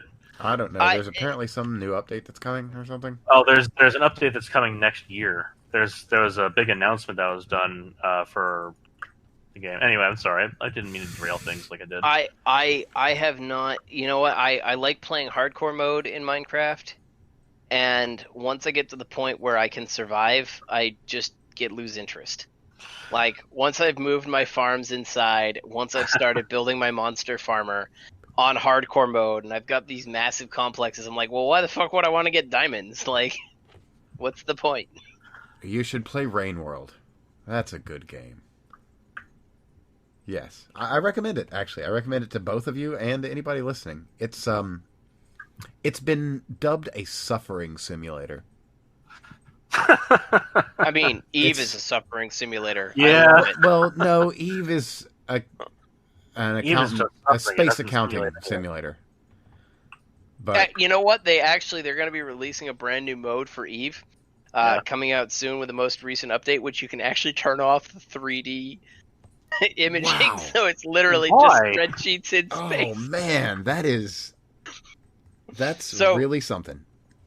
Don't forget, right? Like, Eve makes headlines in the gaming media because they'll have actual battles that will spend because we have a direct equivalent of in-game currency to external game currency with ISK, right? They can actually calculate the total loss of value in the game, and they have battles that are over $100,000 of loss in a couple hours, right? So when you happen to be in a situation where $100,000 is on the line because you're in one of those battles, being able to minimize the output lag through your graphics processor matters. Well, if you have a decent rig, I have to say, what output lag? You should look up some of the big battles. They are patently ridiculous. Well, remember, I also played Lineage 2, where you'd had like these titans going around the field, like just destroying shit, and like a lot of people would just come there to watch the big things you could make. Well, something like that, but then with up to hundreds of thousands of lasers and missiles being rendered, and that. The big battles in Eve. I should probably not between say major factions, right? On average, the server has some 20-ish thousand people online, right? So that's what's on there consistently, and you can assume that up to 5,000 of those people are available in one of the two warring factions that is a major warring faction. That's not an unreasonable number. So what ends up happening is if you're out in space in the middle of nullsec, which is where I tend to live because I'm a more advanced player and because the rewards are better, right? Sure. And you're out there and somebody drops on you, well, then you drop into your alliance chat of 150, 200 people. And they've got a broader alliance that's another, 1,500 or whatever, that you're there and you're under attack and you're going to go down in your little, not worth very much money battleship. Well, then the alliance jumps in, right? Because they're going to take on this little intruder. Well, then the intruder drops a Sino, and then the entire fleet of the opposing alliance drops on your alliance. And then everybody sits there and makes a couple cell phone calls, and a whole bunch more people log on. And then a shitload more capitals drop in to deal with the capitals that just dropped. And then all of a sudden, the other team calls its reinforcements, and more capitals drop in. So these things get to be like multi-thousand player battles. Right. And I don't think that there is any amount of like, if you have to render 2,000 ships on the field, plus explosions, missiles, debris, firing weapons, stars, and planets, I don't think there's very much graphically that can do that. I was gonna say I probably shouldn't say anything because I have a pair of WX9100s in my computer, which Yeah. which I use to simulate stuff. Well, okay, so maybe that's It would be sufficient. maybe you could watch some of these battles and render them for the good people on YouTube. There you go. Well, I generally I'm about as close to a Care Bear as you get. I do PvE content. I'm not particularly interested in spending my hard-earned iskies trying to outdo a group of people who are probably better armed than I will be. Yeah, funny thing about an arms race. Yeah. The merchant makes the money at the end of the day. Yep. And that's where I make a lot of my money. I love it. Oh, there you go. like my income is like 98% trade. There you They go. actually give me a little thing that tells me where I got my money from. I love it. Huh. It's beautiful. So I've actually got another great topic for us. You're gonna love this Oh one. please, dear God. Oh, this is good. This is really, really good. You ready? Oh no, I'm not sure I am, but I think my body is. Eternal life, friends. What is this? Dropped it in the general chat. Okay, so no, that's not eternal life, but it's No. certainly better health. No, it actually, Yeah. I mean, this has been something that's going on. It's a stupid headline, but there's Better actually health, really yes, good science here. Eternal life. So, could a poo transplant one day be the secret of eternal youth? Well, they could have given us a better headline than that, but So what they're probably going to do is entirely coat things that they can put into a pill form later on. You're probably not going to have someone else's shit shoved up your ass. Put it like that. No. And at least first at off, least your return possible. fecal transplants are a very realistic and normal thing. That's something that we do now. yeah, they're we actually do it in saving lives particular- today. Yes. So that's Absolutely. that's not an unreasonable thing.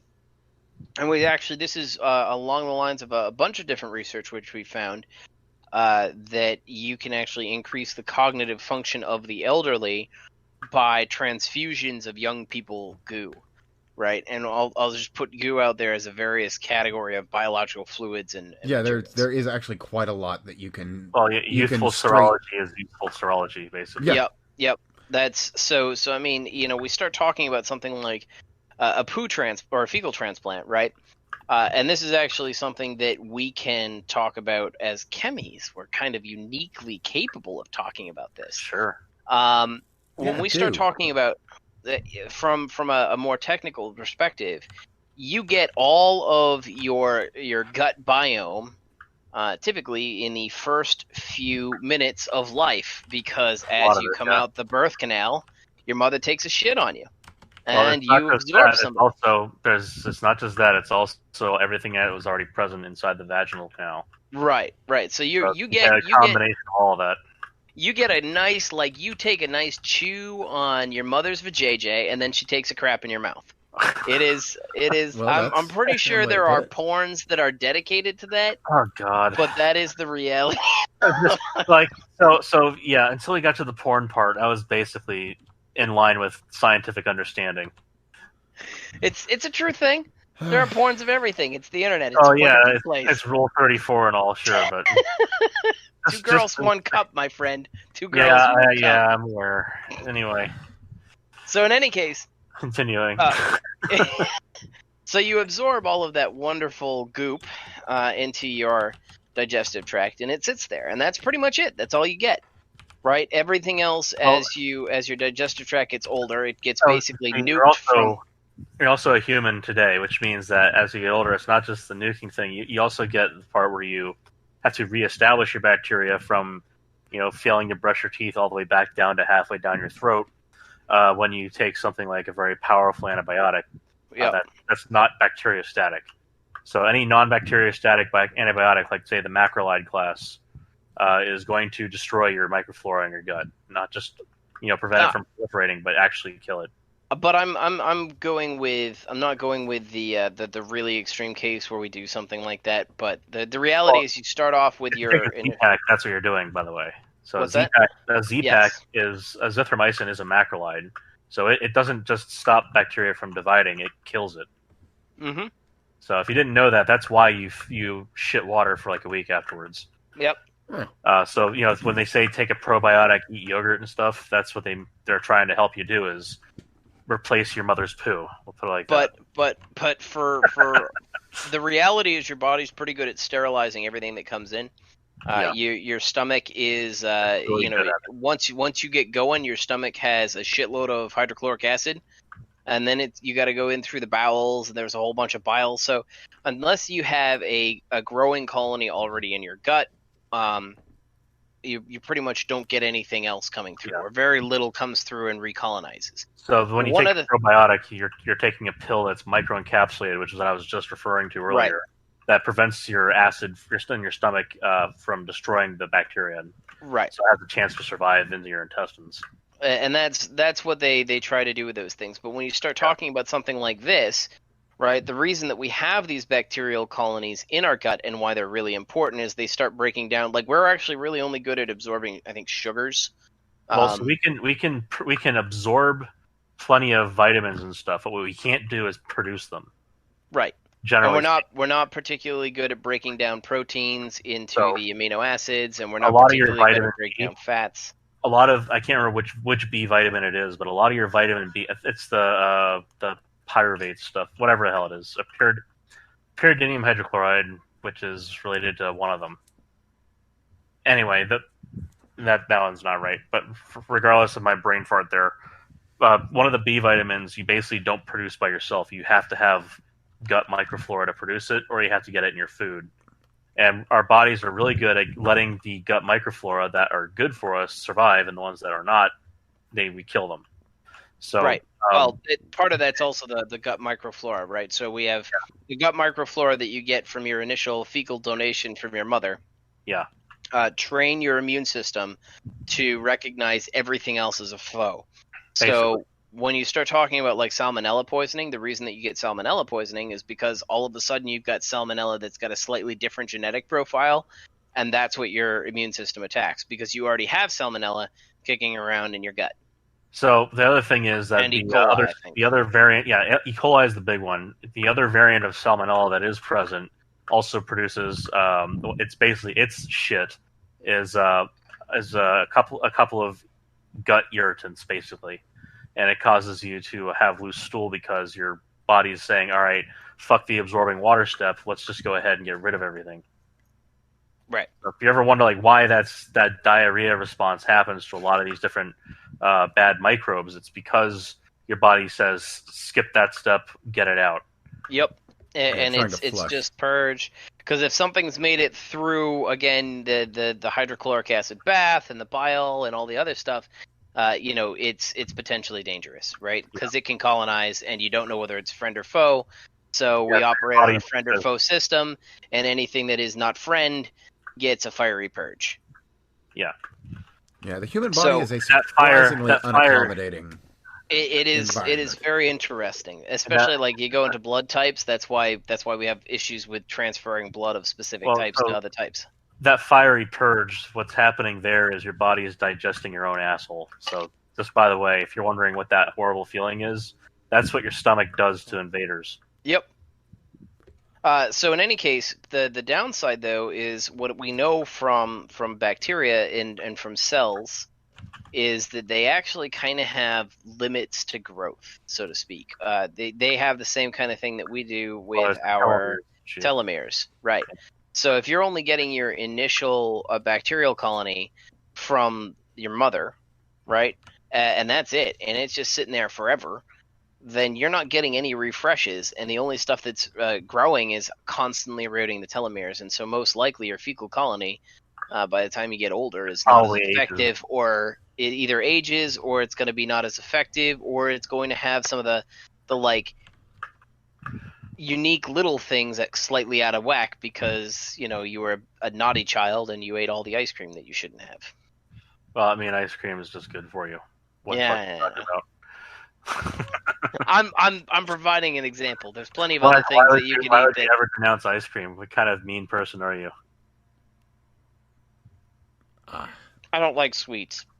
Sweets are really? disgusting. What? Yeah, I mean, yeah, I man. kind of don't, but come on. I'll occasionally do Sounds it. like Like I did a lies. vanilla shake today, and that's about the extent of it. The reality is, I would like I've got a bean salad here. I'd rather eat that than ice cream. Huh. Well, fair enough, I suppose. I like bitter things, so it is what it is. Bitter is disgusting. No, bitter is wonderful. But, whatever. You hate ice cream, so whatever. Yeah, why would we listen to your opinion? Oh, yeah, but I mean, So on this the is topic of actually an this, though. interesting thing.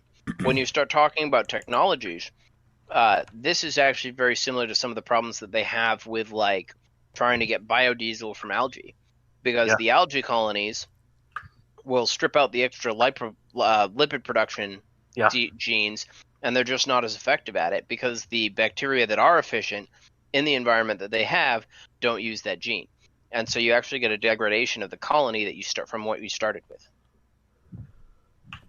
So this doesn't surprise me. So, eat your yogurt. Maybe.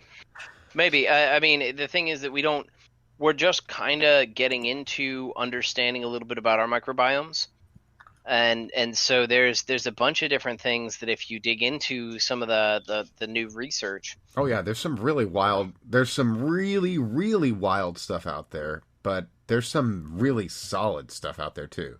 Right. Like And- there's stuff that indicates that Well, that would be the poo, yeah. there's there's some stuff that indicates that if you wanted to actually decrease your overall body odor, it's better to not use shampoo and soap products because that kind of wipes out the bacterial colonies that you naturally have in your armpit, leaving only the things that emit sulfur compounds. Well, here's the other side of that: is your bot when you look at the way that works, it's not just the sulfur compounds. You also have the things that the microflora are consuming, and that would be the corpsine and putrescine that you naturally produce anyway. Mm-hmm. Which, by the way, are named after the wonderful smells that they cause when they build up in dead people. But Your body doesn't stop respiring when your brain stops functioning. Right. Lovely thing that is. There was a researcher, I think, in Harvard who found a bacteria that if he coats himself in it as his daily ritual or something like that now. That's weird. But that's what it does, is it eats the nasty smelling stuff that you have, and it doesn't produce sulfur compounds. So if he maintains his if he has, like, I don't think I'll ever go without a shower. I can barely go more than, like, I try to limit myself to one shower a day because I will happily hop in that nice toasty warm water as much as I can. But at the same time, if you don't use soap, you end up not damaging those bacterial colonies, and you end up actually decreasing your scent. And I have tested this on myself. We can just do 2 days and not worry about it. Or, keep your skin healthy. Yeah. Well, look, here's the thing. You should always condition not just your hair, but your body, because you need to replace the oils you just stripped off. Yeah, true. And moisturize. Right. So moisturizing is in the same line of what I'm talking about here. You should take care of your skin in that way. When you strip the oils off with soap, you need to replace them with something. Well, that's I actually don't tend to use soap, so unless I have to. Like if you just been sitting inside all day and doing nothing, then there's no reason to Oh yeah. use shit tons of soap. I mean, unless you're one of those people that has issues. Well, you're going to know if you're one of those people. You absolutely. Yeah, if you heard that and you said, "Well, that's absolutely not what's going on with my condition," and obviously, then you're good. You'll know. Yeah. You're one of those people that has yellow pits on your shirt. You do you, fam. Yellow pits on your shirt. That is uniquely gross. Yes, indeed. Let me see. But yeah, we got here from talking about Eve. Then again, we also got here from talking. No, about we got here from the poo transplant. Yeah, we did. That's amazing. But I actually do have one more that's kind of a really good bit of news since, it's kind of on us to cover COVID because it's a thing. I'll just put this one in staff chat so it's just easier. But we've got an upcoming antibody cocktail. Well, convalescent antibody treatment is a big thing. I'm really hoping they roll that out in a good way. Like if you've had this thing and you can go talk to your doctor and donate blood to get this shit figured out. Like, because if they can't use it on a patient, they can use it for research. Yeah, absolutely. But this is basically an antibody cocktail. They're saying the gist of it is it puts a wall up for the COVID. It's not able to properly attach and function in the way it ought to.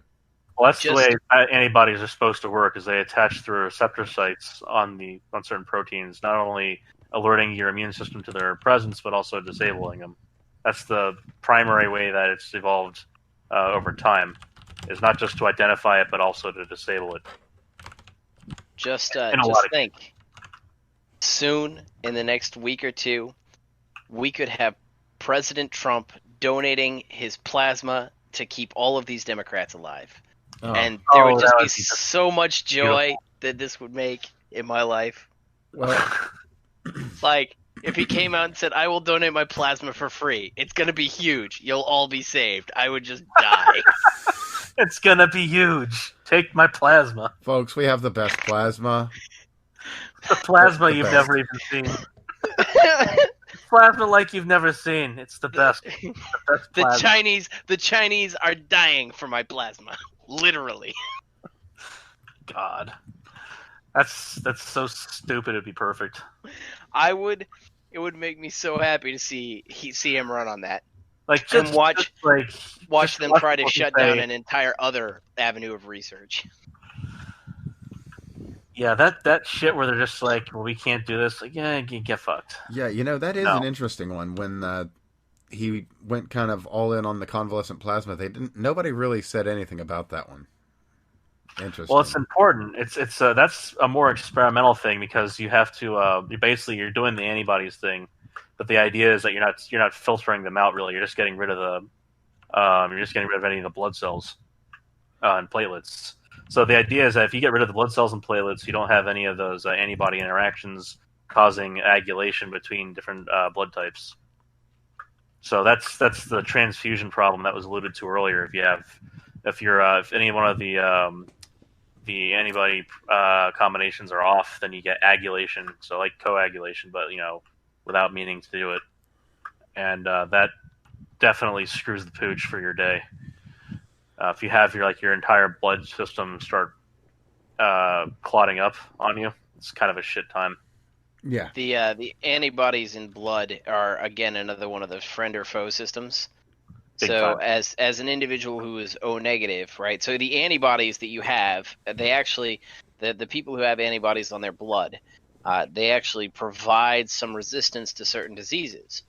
The downside is that they also have a tendency to be mimicked by certain diseases. So the reason that we have a variety of COVID, actually, if you have type A blood, you're more susceptible to getting COVID. Yep.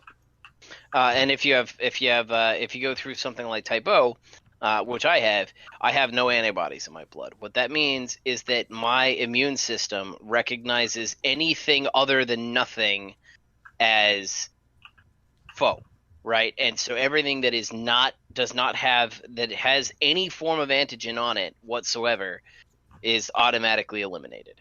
It generally gives me better overall immune system health. However, the downside of it is I tend to have I'm more prone to have autoimmune disorders, right? And if you start talking about the people who have the antibodies on their blood, while they tend to get some resistance to some specific diseases, they're also more susceptible to most other diseases, but they're also less likely to have autoimmune disorders as they go on in life. If I'm to understand it correctly, isn't that don't you have to get also from just type O as far as transfusion? Well, I do. Yes. For O neg, yeah. If you just have to get type O. If you're O positive, then no, I have to get O negative. I can only receive O negative blood. However, anybody can receive my blood. Right. Yeah, and then it's like, what is it? AB that can just take AB. any blood? Yep. Yeah, that's Yeah, what I there's thought. universal donor, Because universal. their immune system automatically recognizes you got some B antigens on your blood. Oh, well, that's fine. That's part of my system. Right? You get some A antigens on your blood. Oh, that's fine. That's part of my system. You get nothing on the blood. Oh, well, that's just a really You weird have to freak remember, who's there's around. also the positive negative thing is the rhesus factor, which is basically like having a C factor in there. So they should be just saying ABC, but apparently 3 letters is too much. So we have to say AB positive, AB negative, that kind of thing. No, Yeah. I Yeah. got no answer to that, but yeah, it Well, just it's is. just the way it is. Yeah, We could change the nomenclature of the entire thing, but like that's a lot but of that would work. be stupid. Well, did That's they like find the changing- rhesus that's like factor changing- first, or did they find the AB factors first? I don't remember. I have no idea.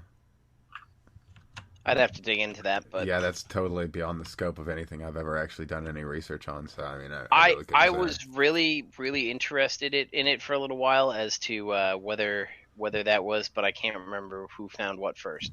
There was a reason why it's like plus or minus. Yeah.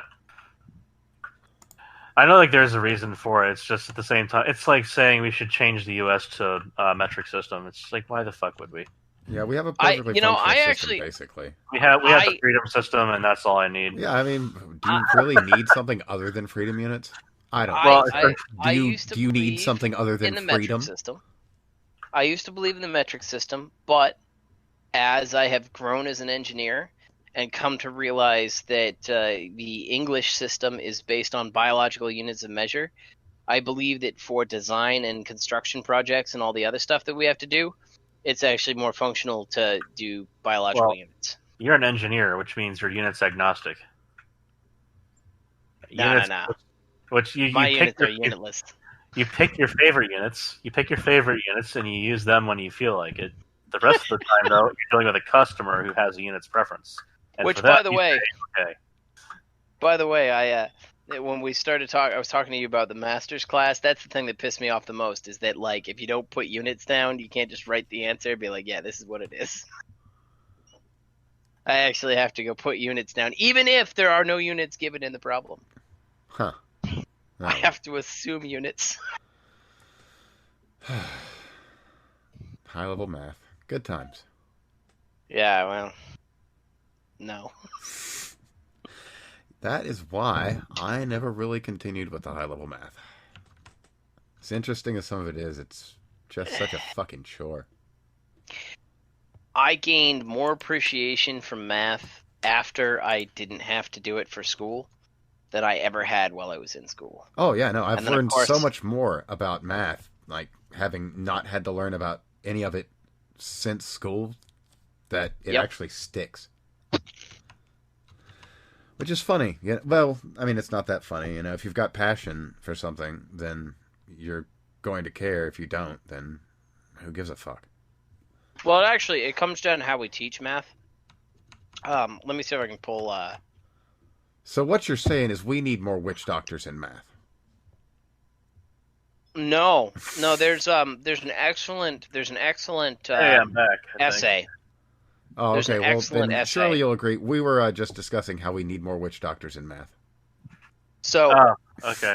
We're back to that. No, I'm just doing horrible segues. So there's actually a really great essay called "Mathematician's Lament," which I linked in chat. Yeah, Lockhart. And Lockhart did a great job with it, and that's Lockhart's the problem. Lockhart's Lament is an amazing read. I recommend everybody go and find it. Okay, so you linked it. So he is one of the reasons why I liked the MAA way back in the day, and now I see that they're going down this road that they're going down right now, and I don't see how he could ever fit in there again. Mm-hmm. Poor guy. Like he is a brilliant mathematician, and when he talks about teaching students, he's also brilliant from the pedagogical standpoint. Yeah, he really is. Just how to teach different people to do things, and like one of the most important things as a teacher that you try to do is get the student to synthesize the idea in their own head, because it's much more powerful that way. Mm-hmm. To get someone to learn something if they formulate it on their own from their own bases inside their mind. That way they have a full proper construction of it. In fact, if you look at neo-constructionism, the very basis of their whole philosophy was initially set forth by that principle to get people to construct things from the basis elements in their own mind ahead of time, and to learn that way through synthesis learning instead of insight learning where you learn from your mistakes. So he's brilliant from a pedagogical standpoint, so that just how to teach students in general, and I fully endorse that philosophy on its own right. I do too.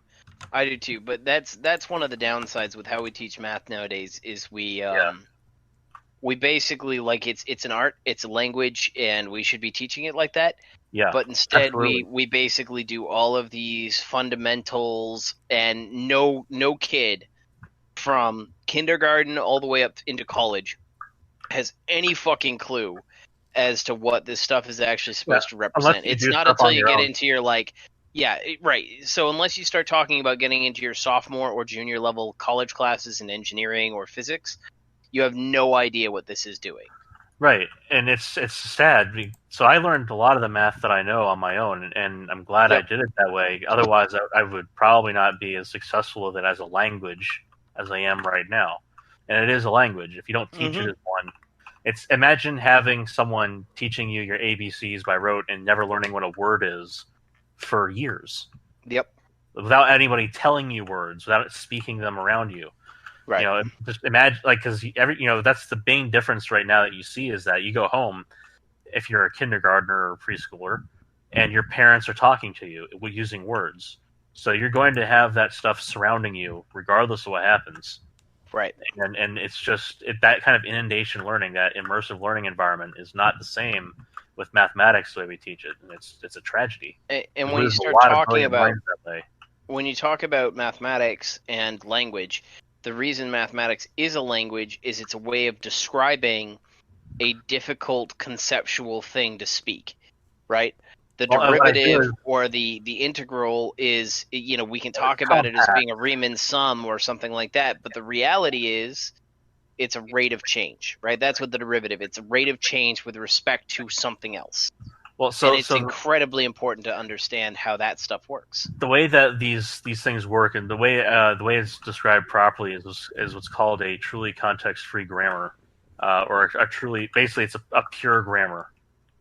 And a pure grammar is so if you look at, like, compilers, they do something called tree linkage, which is you reduce the language down to its base elements and link them together in a tree to form conceptual structures. And that's kind of the basis of the entire setup. And you do the same kind of thing if you look at the way an algebraic statement is formulated. If you say, well, what does x mean for, say, a quadratic formula described in terms of x?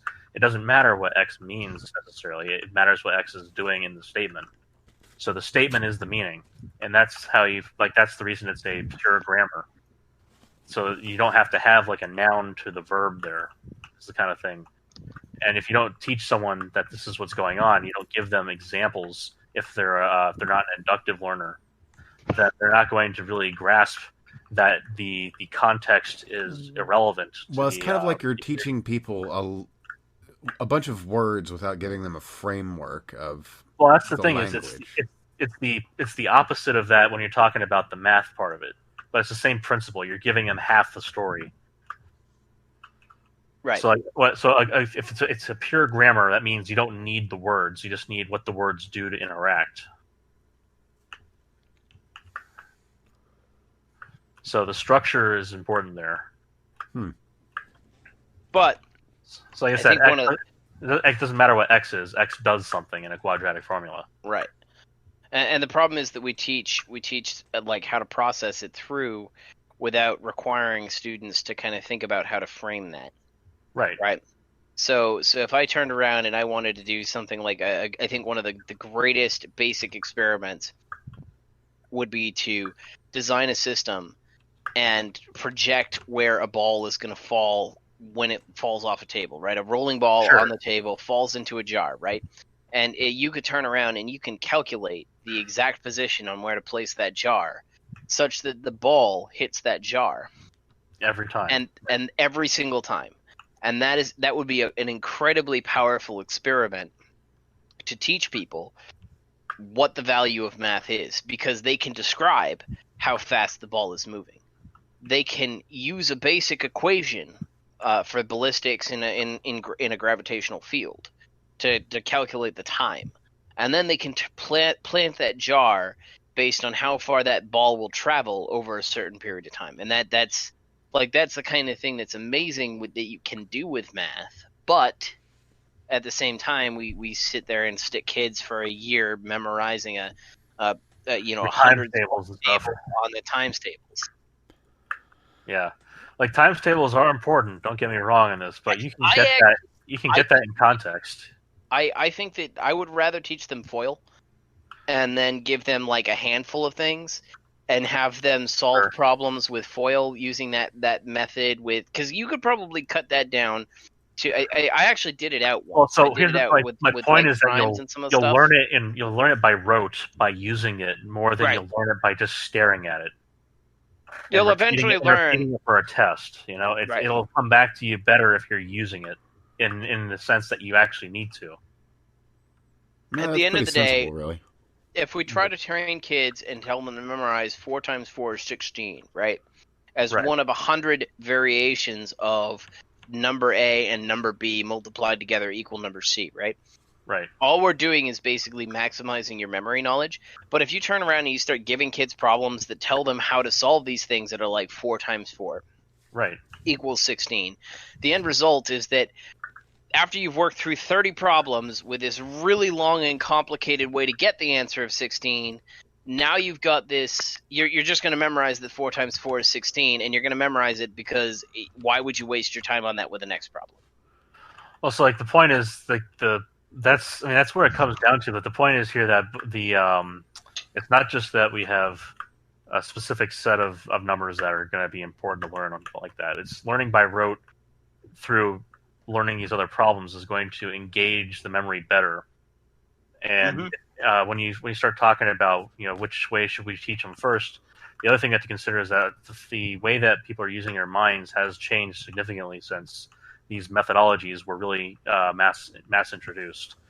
So the idea of using a times table as a teaching tool is not as useful right now because a lot of times a student has a phone on them. They can just look this stuff up. They really need to start learning how to process information more efficiently.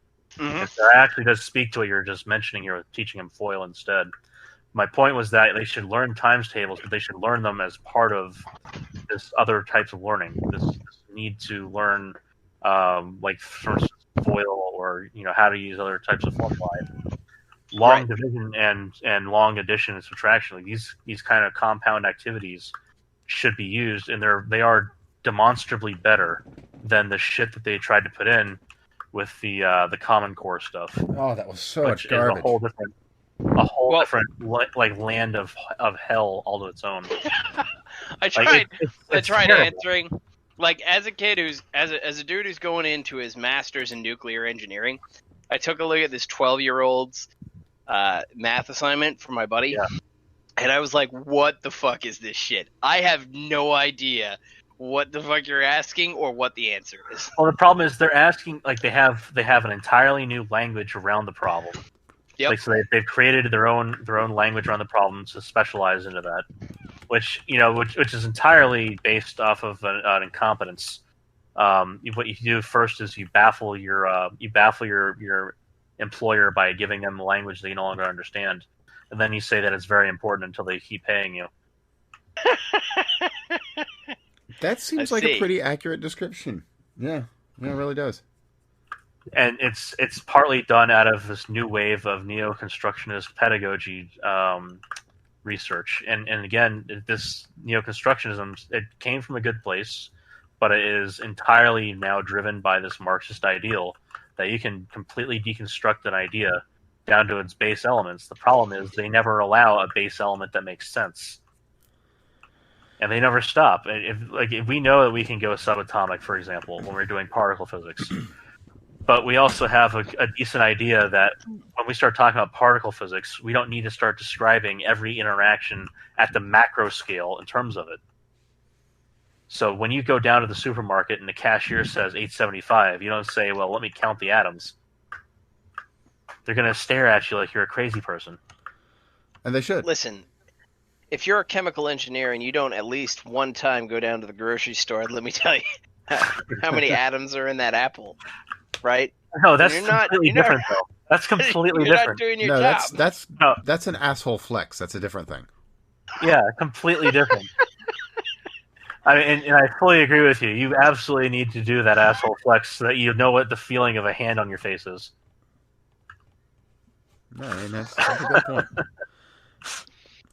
You know, after you spent your formative post-adolescent years in complete isolation, learning how to do shit no one else is ever going to know how to do.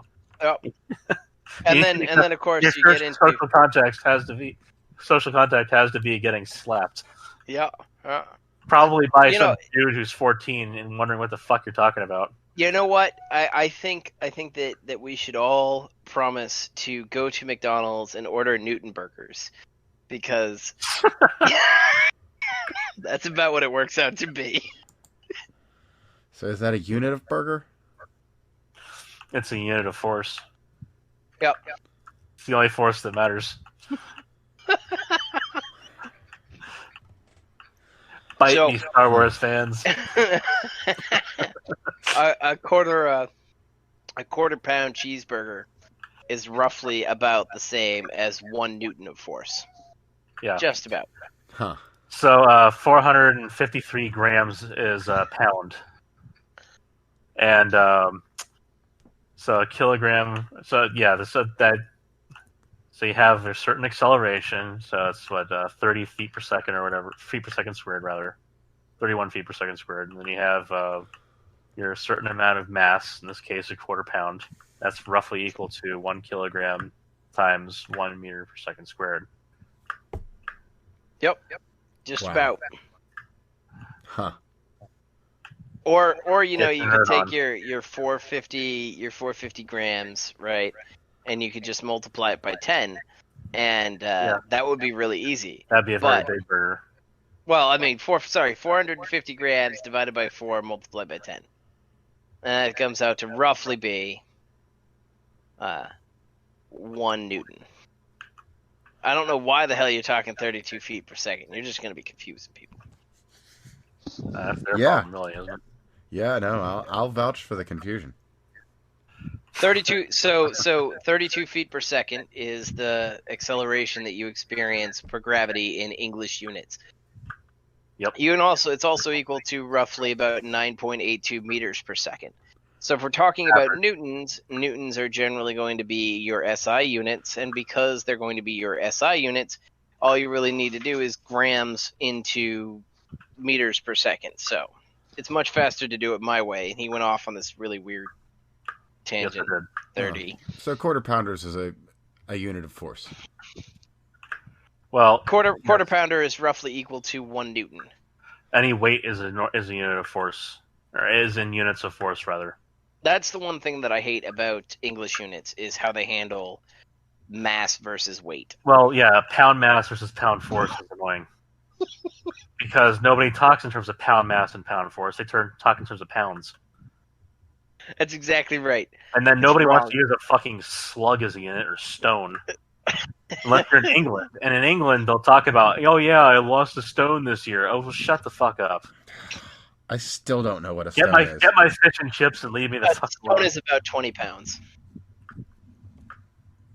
I have learned so much today. None of it is useful. No, Useful. it is useful. Now he knows who to blame when his stomach acts up. He can go bitch to his mom. Why didn't you shit in my mouth properly?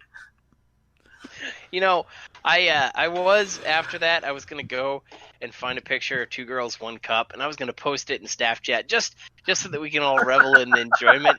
And I pulled up the pictures on Google image search, and I realized that I It's didn't not worth want to it. see that. Yeah. And if I put it in You don't staff say, chat, huh? not only am I gonna have to see it on Google, I'm gonna have to see it perpetually in here until you guys post So- enough links that it goes away. The way that I justify doing something stupid like that to anybody else is if I had to see it, you had to see it too. I will not suffer alone. But then again, it's only when I have to justify doing something stupid. Oh, I've done that a couple times. Every once in a while, like back in the day, it hasn't happened in a long time, but like back in the early days of Pornhub, where you'd click on a link and you would immediately regret it. There are more than a few times I went and grabbed the wife and said, "Robin, you have to see this." She go, "I don't want to see it." I go, why "I am I didn't want to looking see at it this? either." Why am I looking at this? Because I had to suffer, and so do you. Oh, So but the death worst to part us of it part, is, honey. now I those need you- things are entire subcategories and genres of their own. I need you to explain whether or not this is technically possible with your anatomy. My God. Not that I'm interested in trying that. I just want to know is whether it's pure technically morbid- possible. Pure morbid fascination, hon. I think I remember. I think we've gone so far afield that I don't even know how to bring this back together. So we're gonna. I got nothing else. Before he people. dropped the wrong thing in the chat, huh? Oh yeah. I mean, we've got to get out of here quick. So it's been a pleasure, and we'll see you again soon.